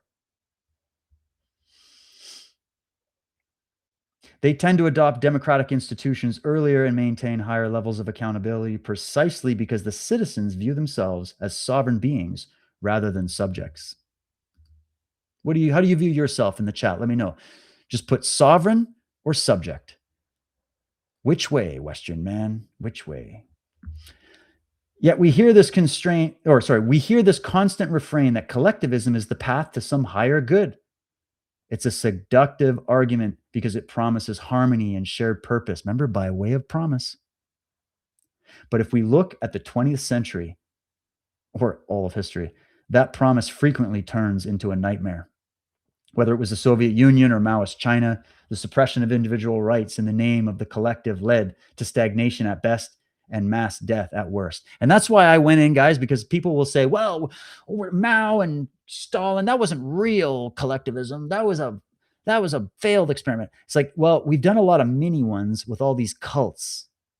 That's why I did the cults, because I knew they'd come back with, well, Mao's China he didn't mean for 65 million people to die. He didn't mean for that to happen. He meant well, right? This is the argument. And it could work with the right people. We just got to get the right people, then it'll work.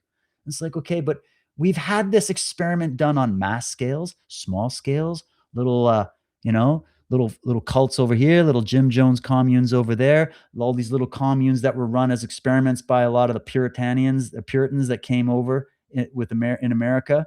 And those were disastrous. There's some great threads I've been sharing on my X feed to show you that history of how many times and in how many variations this has been tried. And it's humanity as a being, as a species that just says, no, it's against human nature. Human nature is not considered. And that's why they need re-education camps. That's why they need authoritarianism. That's why they need transhumanism, because they need to change you as a being to make their system work. Or you can go with Bertrand Russell at the Royal Society, where he's talking about how, well, we really want to get world socialism, but it turns out there's another calculation issue where there's too many people running around. So if we're going to get to world socialism, we're going to have to break a lot of eggs and depopulate, which explains that agenda. It comes from an idea. It comes from a philosophical premise.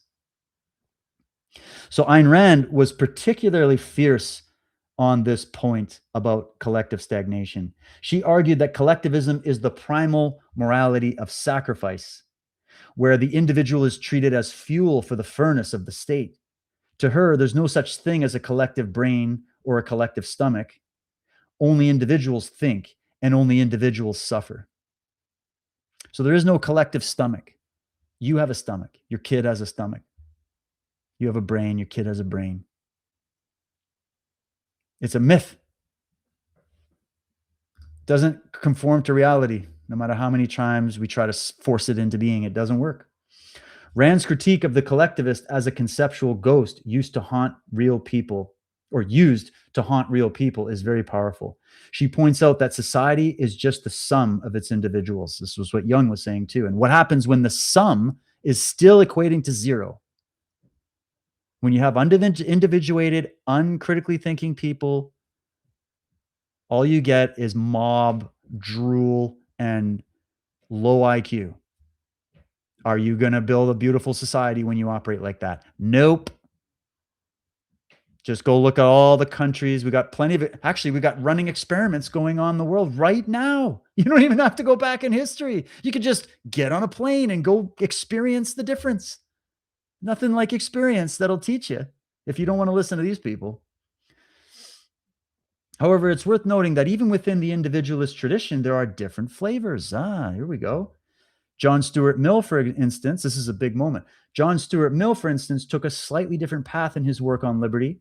While he was a staunch defender of individual freedom, he grounded in utilitarianism, the idea that society as a whole is better off when people are free to experiment with different ways of living. So he was still grounded in collectivism. Is Mill's utilitarian defense as strong as the natural rights defense? Well, it seems if you defend liberty because it's useful, you might be tempted to take it away the moment it's no longer convenient for the greater number. This is the other another anvil to the collectivists on both the left and the right. Here's your problem. It seems like you're defending liberty because it's useful for the higher purpose. But what happens when those that get into power in that model, which would be a collectivist model of some sort, theocratic, autocratic, take your pick, what happens when they get tempted to take that freedom away the moment it's no longer convenient for the greater number, at least in their eyes? This is the problem. So that's the tension that we can see in these modern critiques. They see the messiness of a free society, the bad art, the selfish behavior, the blights, and they want to trade that freedom for an enforced order that looks better on the surface. So they see some blights, they see some problems, and they immediately equate it to the value of freedom and the concept of an individual, rather than realizing, hey, there's also just the human condition. There's also just the fact that the vast majority of human beings are not up to speed on this yet. This is new. You got to give it some time, let it cook. But they never let freedom cook. It was always antagonized. Like those quotes from Thomas Paine and others pointed out, freedom was hunted around the globe. Nobody wanted it. Everybody's been attacking it. They're terrified of it. There's something in the human psyche, especially when it's in the thralls of collectivistic thinking, that is petrified of freedom and is willing to do the betrayal of the self. And then what do these people do that get into power? Unfortunately, with this weakness in the argument from Mill, even though he was a champion for liberty, he looked at it from a different perspective that I think there was a weak base there, because of the fact that you can still have someone come up and say, hey, we got some bad art happening. We got some bad this happening.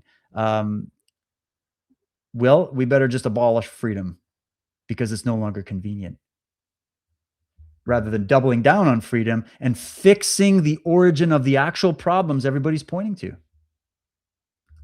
We don't need tyranny to fix all of humanity's problems, okay?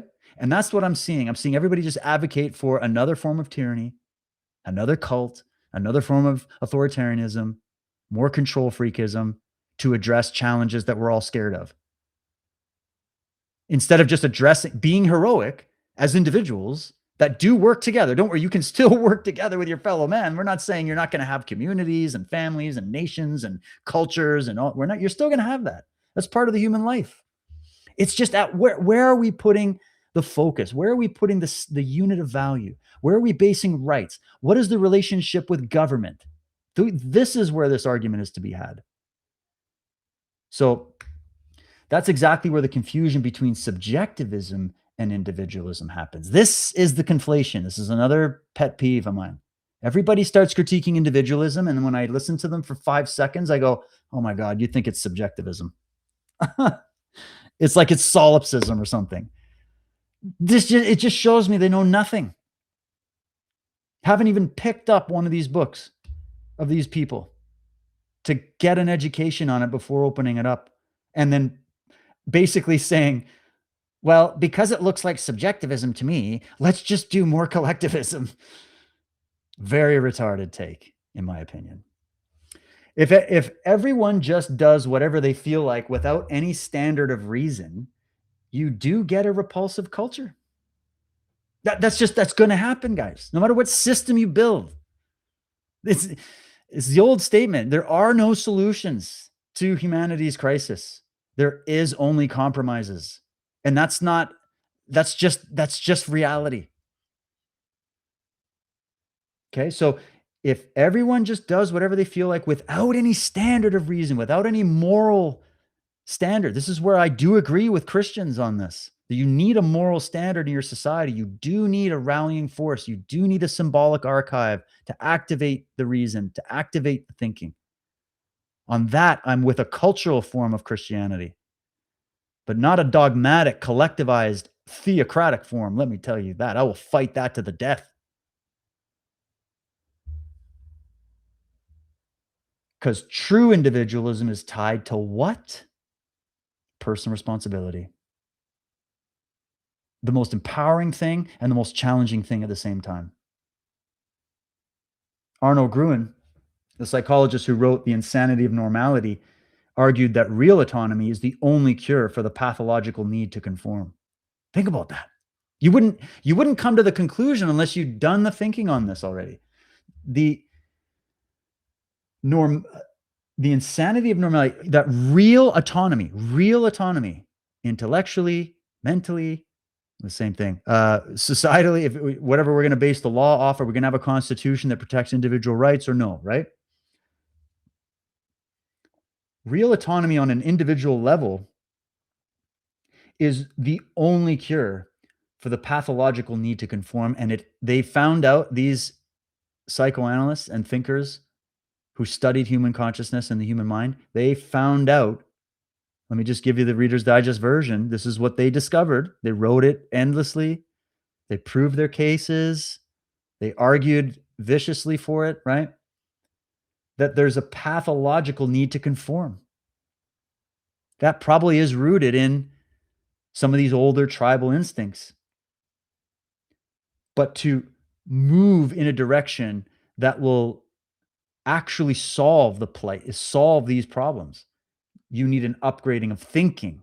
You don't need forced coercion or anything like that. You just need to upgrade the thinking, and then the evidence will happen. I see this all the time on my jujitsu mats. You have someone come in, diamond in the rough, never done it before. Over time, you train them and you upgrade their thinking and you upgrade their relationship with their soma and their body, and suddenly they're able to move like a genius movement, because they upgrade it. It's work. If we all accept that we're sort of all diamonds in the rough, if you want to go with that, the whole Aladdin myth, diamonds in the rough. What the collectivists want is, they're just saying, no, you're just rough. There's no diamond. And so we're just going to keep you rough. And we're going to rule you rough. And because we're ruling you rough and we're keeping you rough, the standard of living goes down for everybody. That's what your overlords want you to believe. But the best teachers, including the Christ himself, was telling you, you are the diamond of diamonds. You're just in the rough because you're going to become an even brighter diamond after chiseling away at the rough. And just like those sculptures, those beautiful cathedrals, those beautiful creations, those beautiful works of art that come from the soul, not some fake performative individuality. That's not what we're talking about. We're talking about people that have souls. The souls are forged. They're not just, you have to create it and express it, right? Those people don't have a pathological need to conform. If we didn't have the great thinkers and the great inventors, and they just had this pathological and defaulted to that setting, we wouldn't be talking right. We wouldn't have the internet. We wouldn't have anything. We wouldn't have had the great ideas that gave birth to the West. So that just struck me. Real autonomy, the individuation Jung was talking about, the individuality, the individualism that Rand was arguing for, the nature of the spirit of nature and the nature of spirit that Schelling was arguing for, true freedom. It's the only cure for pathological need to conform. And the pathological need to conform, where did we get a great display of that? I don't know. Right now, over COVID, the pandemic, everybody, right? Mass hysteria, mass formation. We already did that chapter. Yeah, it's born here. That wasn't an anomaly. That's the standard. That's the norm. Mass hysteria is the norm. That's why I always say the crowd is always wrong. They've always been wrong. Only individual minds possess reason, the faculty of reason, and therefore it's only been individual minds that have ever produced the thought that freed people from the crowd and gave them enough peace and quiet so they could think the big thoughts and solve the big problems and answer the big questions. Leave this world a little better than when they entered it. So what happens is these types of people look for a collective to tell them they're okay, because they don't have the internal strength to judge for themselves. That's the truth nobody wants to admit. You're out there looking for a group and a crowd and a collective and a team because you didn't build that kingdom within you first. You didn't go with that wonderful statement. What are we on, slide 19? I think it was, what was it? This one? Oh, I'm playing Russian. Which one is it? Which one is it? Hold on. I'm trying to make a dramatic thing here. There it is. We didn't get enough of this. The greatest thing in the world is to know how to belong to oneself. We didn't do that. And so we don't have the internal strength to judge for ourselves. So what do? We default to the voice of the crowd in your head, and the authoritarians that represent the crowd and control the crowd easily with the cheapest of slogans. That's your solution to tyranny, is to do more of that? So the truth is that the cultural fragmentation that we see, that everybody's picking on, isn't caused by too much individualism. It's caused precisely by a lack of genuine self-governing individuals, meaning not enough. That's my case. It's not too much of the problem. It's that it's not enough. So the ugliness around us, exhibited by alleged individuals championing individualism and narcissism that everybody goes to, it's not a byproduct of freedom. It isn't. It's a byproduct of the fear of being free. The fear of being free. That's the root. Now, having the fear of being free possessed by the vast majority of human beings walking around doesn't mean freedom is wrong as a calculation, as an idea. It just means fear is something that we have to deal with in this life. It's part of the human condition. And just because we feel fear doesn't mean we don't do things. There are many times I feel fear, but then I do those things I'm afraid of anyways. And guess what? I often come out the better for it. The fact that that experience exists explains this point. All of this can be proven by you just noticing life and how it works for you. Fear alone is not an argument to say, let's get rid of something because it's scary. But that's what they've told us, right? The writers on freedom, many of the founding fathers commented on this. We've even had Canadian thinkers comment on this in history. That you're basically, humanity has a choice. Do you want security or do you want freedom? You can't always have both. And often what you get called security, what all your governments are offering you right now, that aren't made of the foundations of true governments, true governance of humanity and built on those values. These are shills working for higher forces that are they want you collectivized because they want to rule your ass. That's who they're working for, clearly. Maybe a few exceptions, but they're few always. It's the illusion of security you're trading your freedom for. You're not even trading one-to-one in some market or at some kiosk. Oh, I'll take some security and I'll give you the equal amount of my freedom in exchange. It isn't that. It's literally a lie. It's literally someone's ripping you off. It's fraudsters going out. Yeah, it's the real thing. These are the real Ray-Ban glasses, man. Trust me, $20. Like, oh yeah, they're cheap knockoffs made in China, right?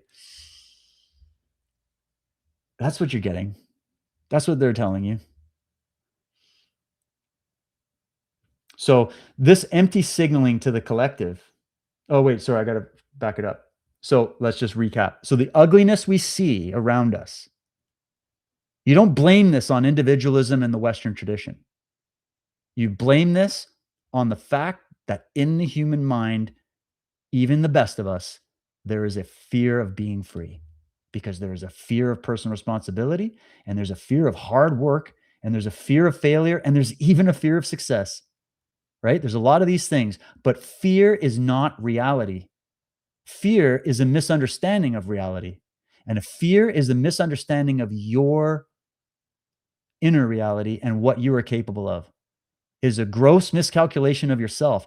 And the reason it's happening, the reason the fear even exists, is because there isn't the tradition of individualism happening in the schools, in the churches, in the homes, in the culture. Because if you did, you wouldn't have all this fear, would you? You would have empowered, heroic individuals that are not afraid.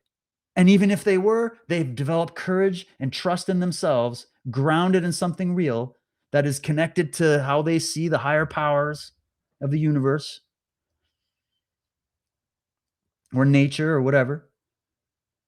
It's rooted in something. And that was the whole framework of the discussion behind saying that the right to be free is an inherent right. It's inherent because it's observable when we look at human consciousness. Others would say, well, we'll just stop it at it's because of the creator and all of that. You could do it, but you can even make a case that says, yeah, you don't even need that to make this argument. You can use it, could be part of it. It's not even the whole argument. It's literally a scientific observation. But the collectivists will reject it, right? At all freaking costs, because they're frightened minds. It's easier to join a digital tribe and shout the slogans than to do the hard work of building a life based on your own rational values, isn't it? Easier. Join the team, wave the flag, pretend you're helping. This empty signaling to the collective is the opposite of the Western tradition or of what Rand or Mill or any of these guys were talking about. They were championing the person who stands alone against the mob if the mob is wrong. See, we're not just standing against the mob for the sake of standing against the mob because we all are born with this oppositional defiance disorder or something like that. That's sort of the cartoon character that gets rolled out by your collectivist adversaries out there. It's specifically the person who stands alone against the mob when the mob is wrong. And here's the thing, the mob is always wrong. If you don't like that, if that's too extreme, you settle for mostly wrong. And you'll see why you need at least a little bit of individualism to get around that. And today we see people doing performative acts of rebellion. They're just performative acts. That's what all these like Antifas and these little men, you can see it. It's performative. All these social media influencers, performative. Everybody's asking, what's happening to my favorite podcaster bro right now? He's turning into, and I'm like, yeah, performative, not authentic. So we see performative acts of rebellion that are actually just highly scripted ways of seeking approval from their own social circle. It's because they're still in the collectivist cycle. It's a form of status seeking within new avant-garde collectives and nothing more. You're not actually thinking for yourself. You're just following a different set of rules to prove you're part of the enlightened few. That's the average person, sadly. You're not actually a part of the enlightened few. You could be. Every single human being walking could have the potential to become part of that. The real enlightened few is the individual, by the way. The biggest minority on this planet, everybody's got minority rights. This was one of Rand's arguments. Then what's the number one minority on the planet? Is it black people? Is it Indian people? Is it white people? Is it Jewish people? Is it Christian people? Is it Buddha? No, it's the individual.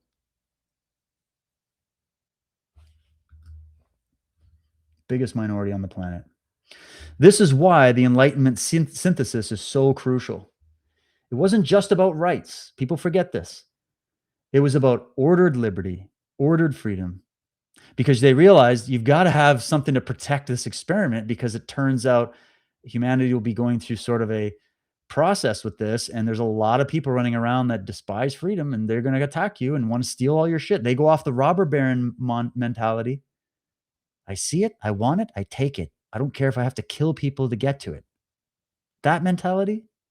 And I'll even go find other guys in my tribe to go gang up on that guy to steal all his shit. That's not ordered liberty. You're with the animals at that point. Even the animals are more enlightened than that.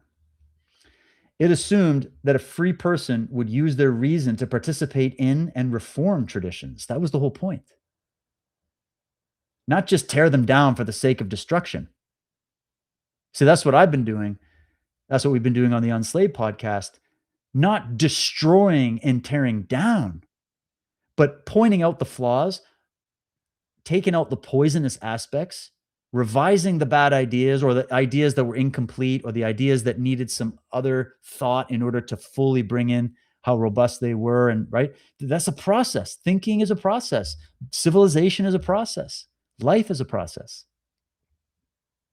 So you're either here to just tear down for the sake of tearing down everything that's creating this boiling rage inside you, which has nothing at all to do with what system you live in, usually. It's mostly to do with your existential crisis within as an individual. You reject the world because you reject yourself. That's the root. So those people are on Team Thanatos. Death, destruction, destroy it, burn it, loot it. There's your Hassan Piker in a nutshell and the like. But beauty and moral order aren't imposed from the top down. They emerge. It's an emergent phenomena. They emerge when sovereign beings voluntarily associate and create. Could you do your greatest work of art? Maybe there's artists out there, okay, or musicians or whatever, right? Could you create your greatest piece of art under coercion? Would it be your greatest?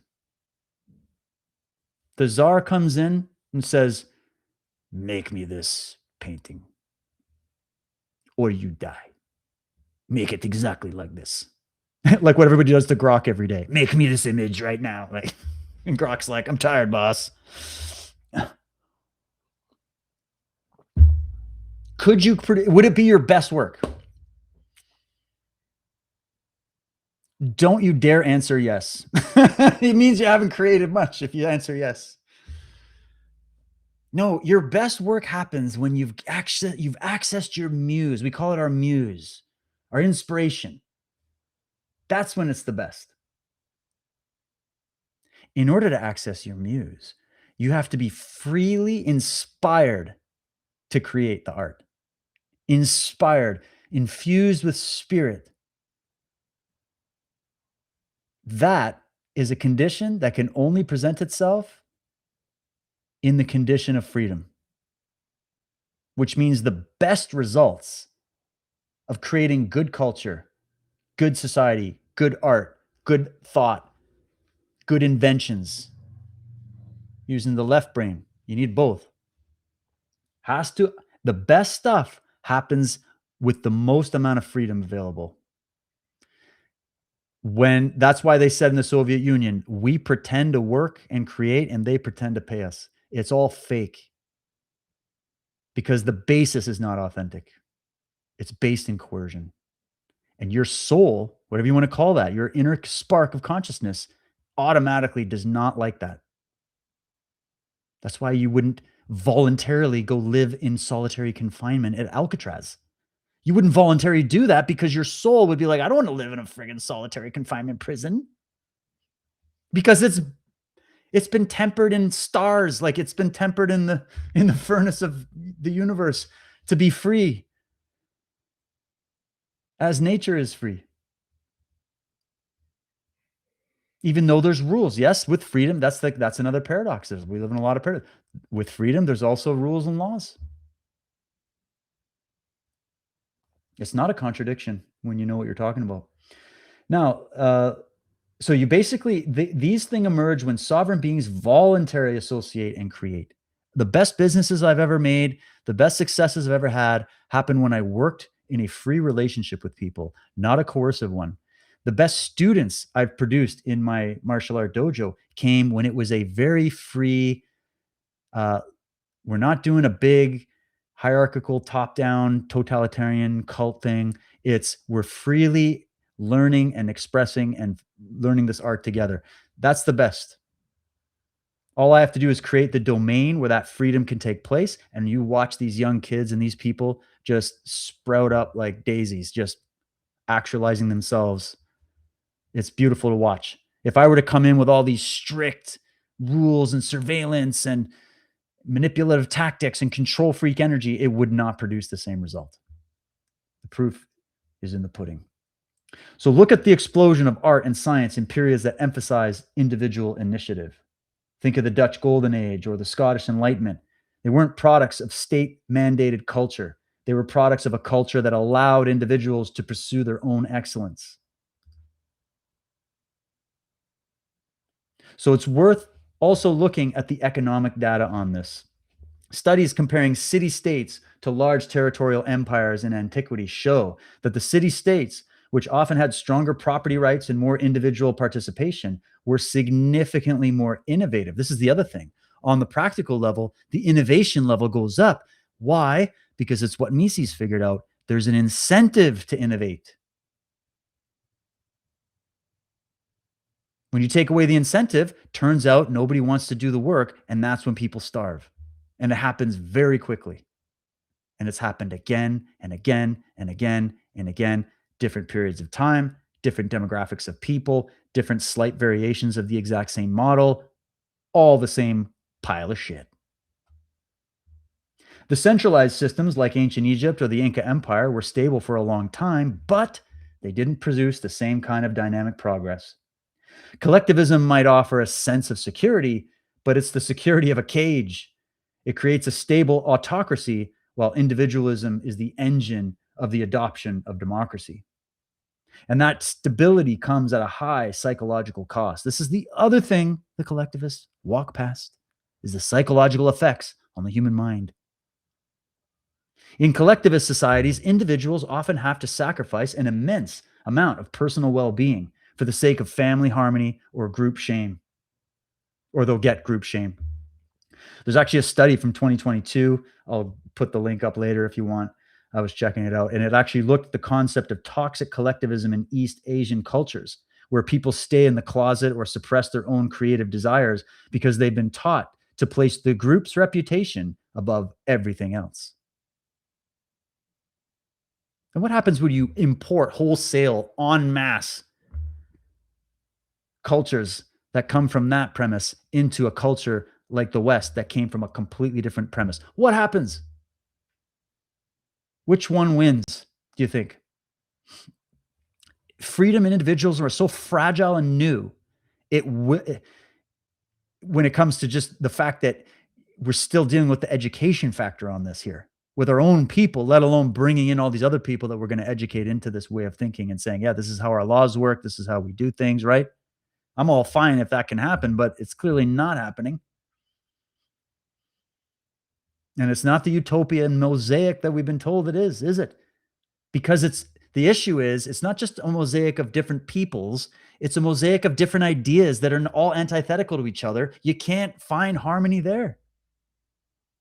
At the very least, you have to have a culture based on the same ideas, the same primaries at least. So if you're just being taught it's the group's reputation above everything else, now you're in cult land. Go back to all the cult research about what defines a cult, how does it work? Critical thinking is out. Memorize and repeat the mantras or else is in. And this is not the highest good. What it is the erasure of the human spirit. Like I said, if you take the premise, nature is visible spirit and spirit is invisible nature, and you are made of that nature, you are made of that spirit, and you have a human spirit that wants to fly, that wants to express, that wants to create, that wants to actualize, that wants to experience. You need free. Your soul is free. What did he say in Braveheart? Your heart is free. Your heart is free. Well, these kind of systems crush that. But you get security. And if it turns out that's a sham, you don't get that either. So it's not even a trade-off, my friends. It's not even a fair trade-off. When you suppress the individual's independent judgment, which is a domain of consciousness, you lose the very thing that makes a culture living and vibrant. You are living and vibrant. Your soul is living and vibrant. You build a society on a living, vibrant ideology. If you suppress that, it's no longer living and vibrant. That's why these collectivistic societies fail at a 100% rate, and it is a devastating fail. It's not just a little failure, it's devastating.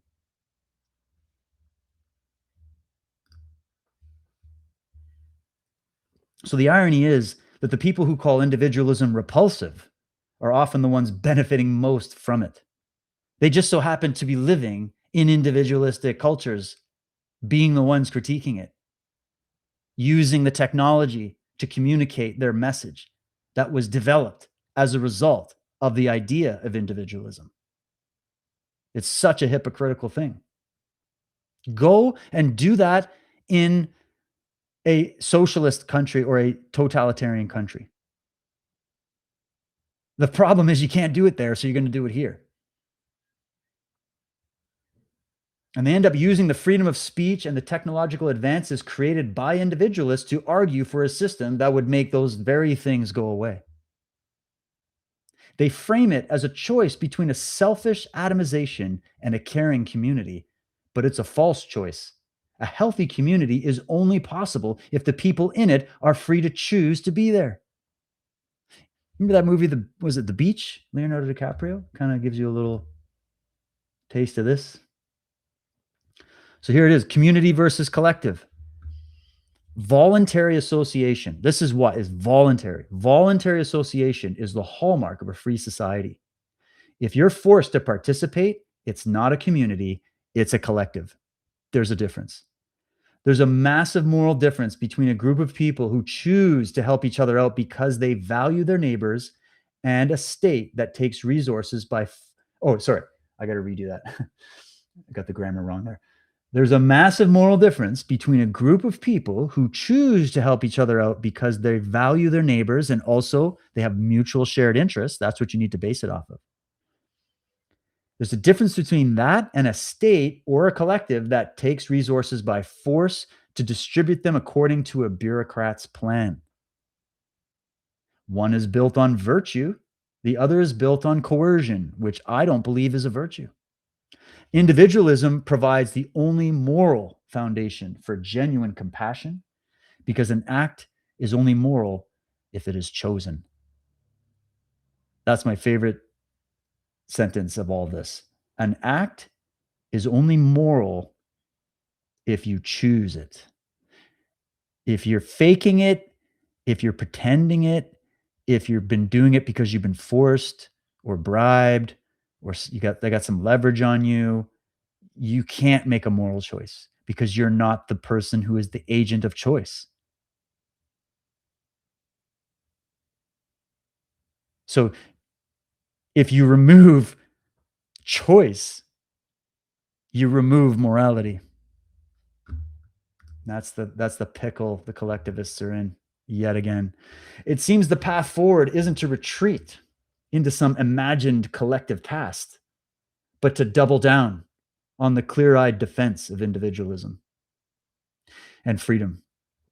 We need to stop apologizing for the idea that people should think for themselves and live for their own sake. That doesn't mean being a hermit. It means being a sovereign being who interacts with others on the basis of trade and mutual respect, and once again, on choice.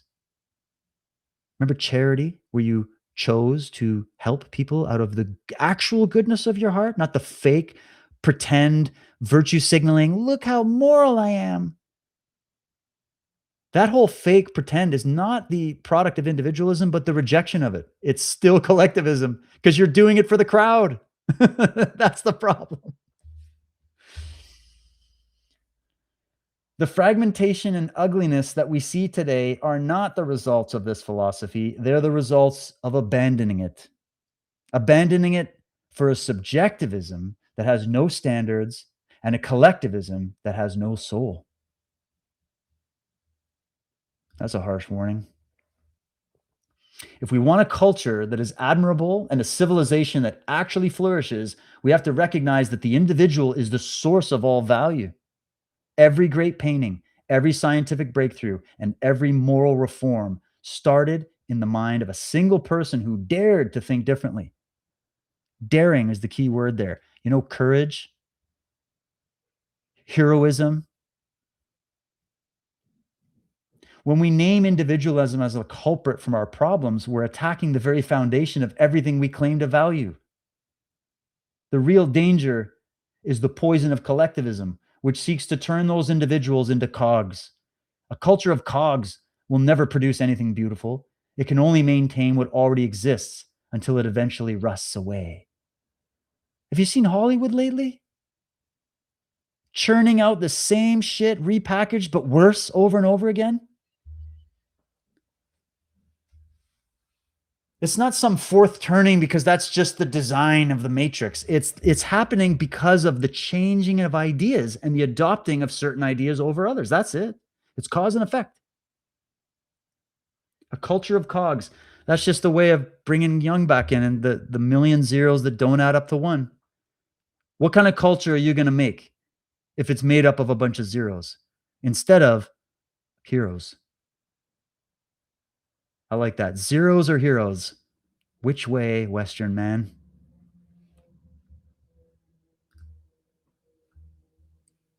This really comes down to whether you believe human beings are capable of self governance.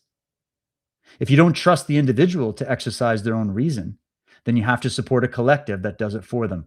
And then individuals in government to then make that decision for you as an individual. So in the end, you're still screwed with your argument because you still have individualism working here. You still have to admit there's an individual somewhere.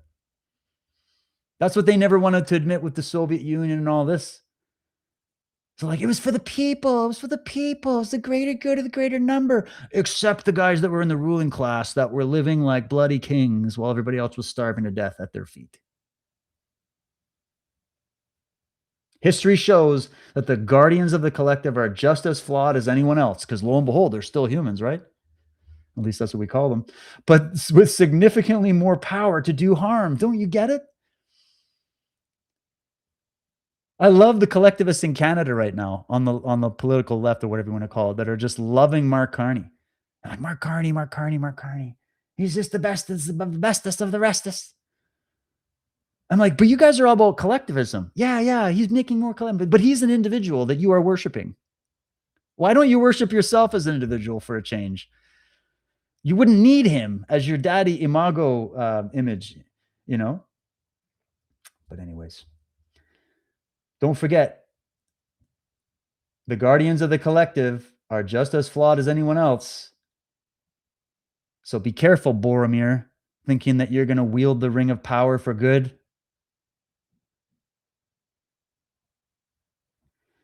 The Enlightenment was a bet on human reason.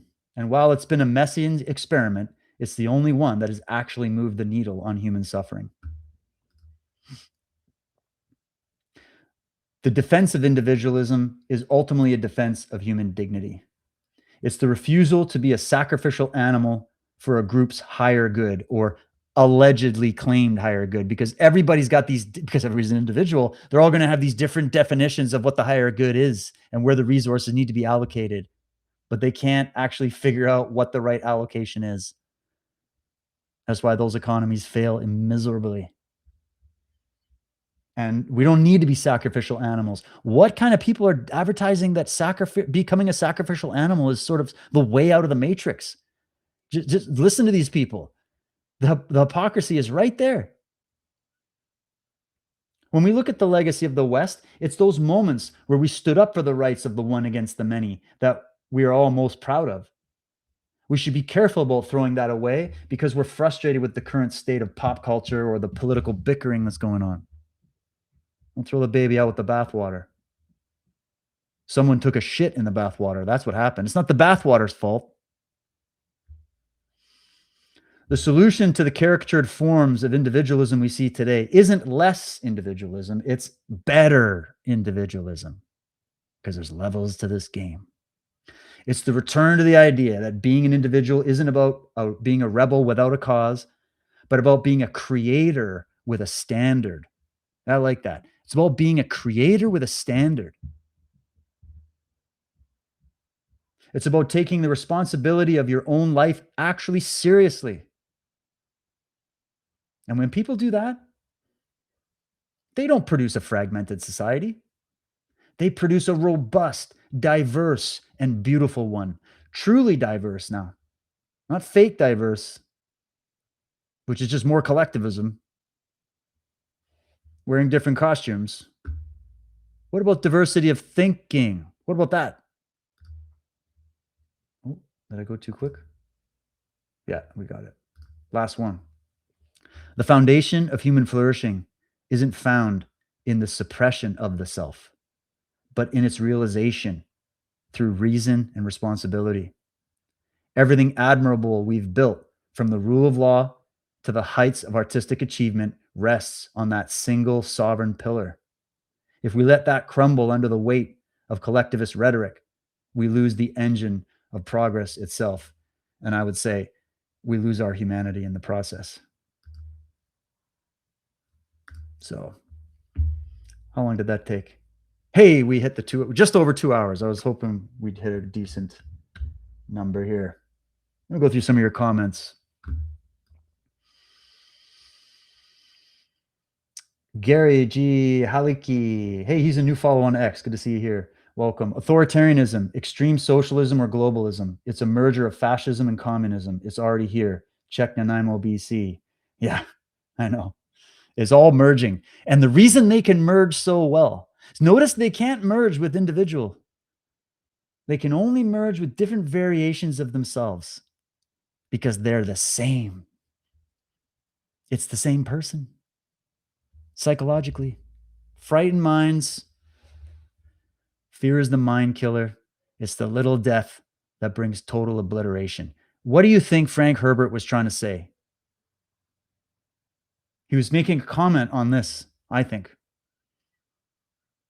You choose fear or you choose freedom.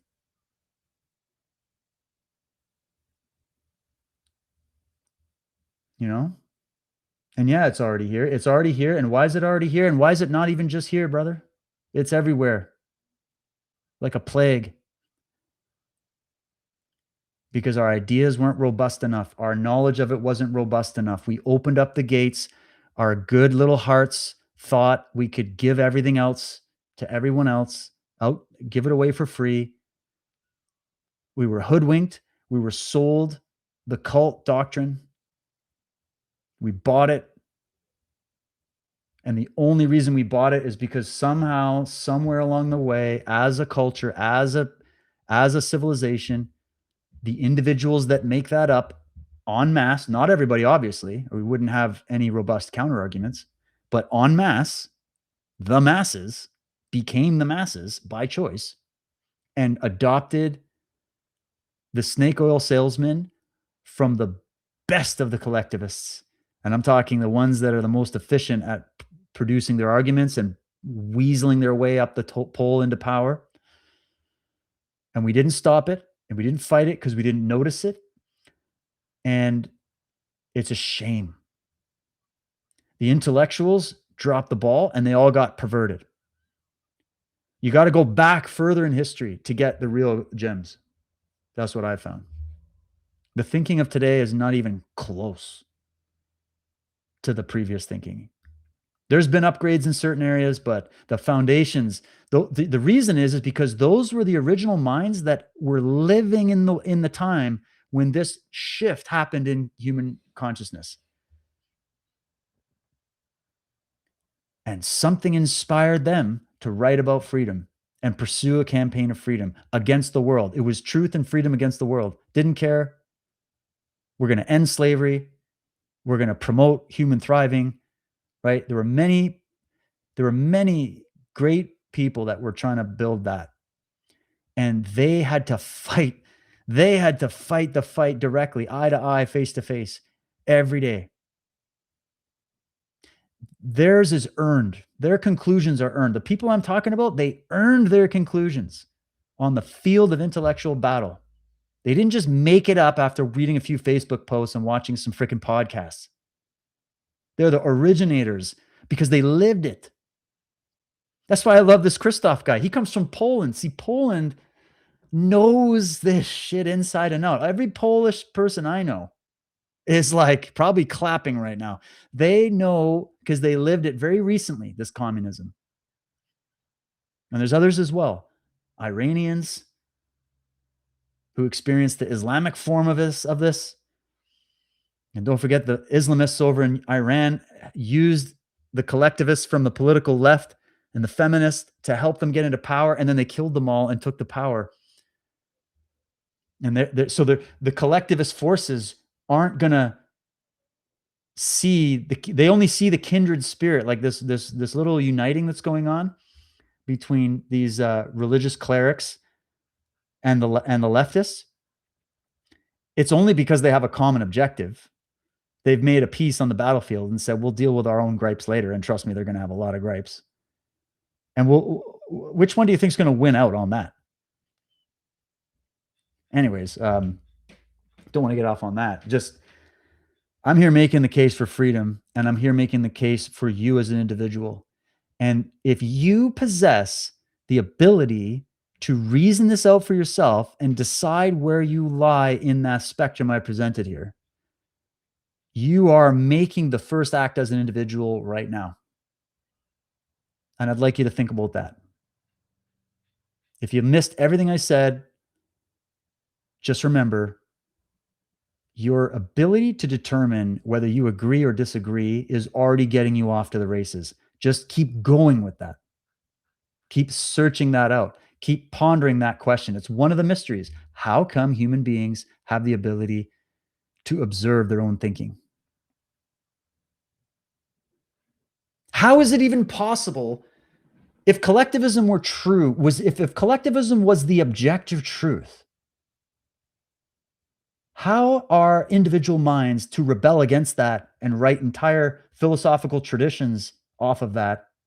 How is it possible any of them even existed? How's it possible any of these mavericks, that many of them were imprisoned, incarcerated for their writings, right? How is that even possible? If we're all just the big hunk of the same, it's all tribe, it's all this. The very existence of outliers, the very existence of outsiders, the very existence of geniuses and mavericks, whether we're talking in the sport world, martial art world, the art world, all the traditions, right? How is it possible they even existed? And was their existence a net positive or a net negative for the rest of society?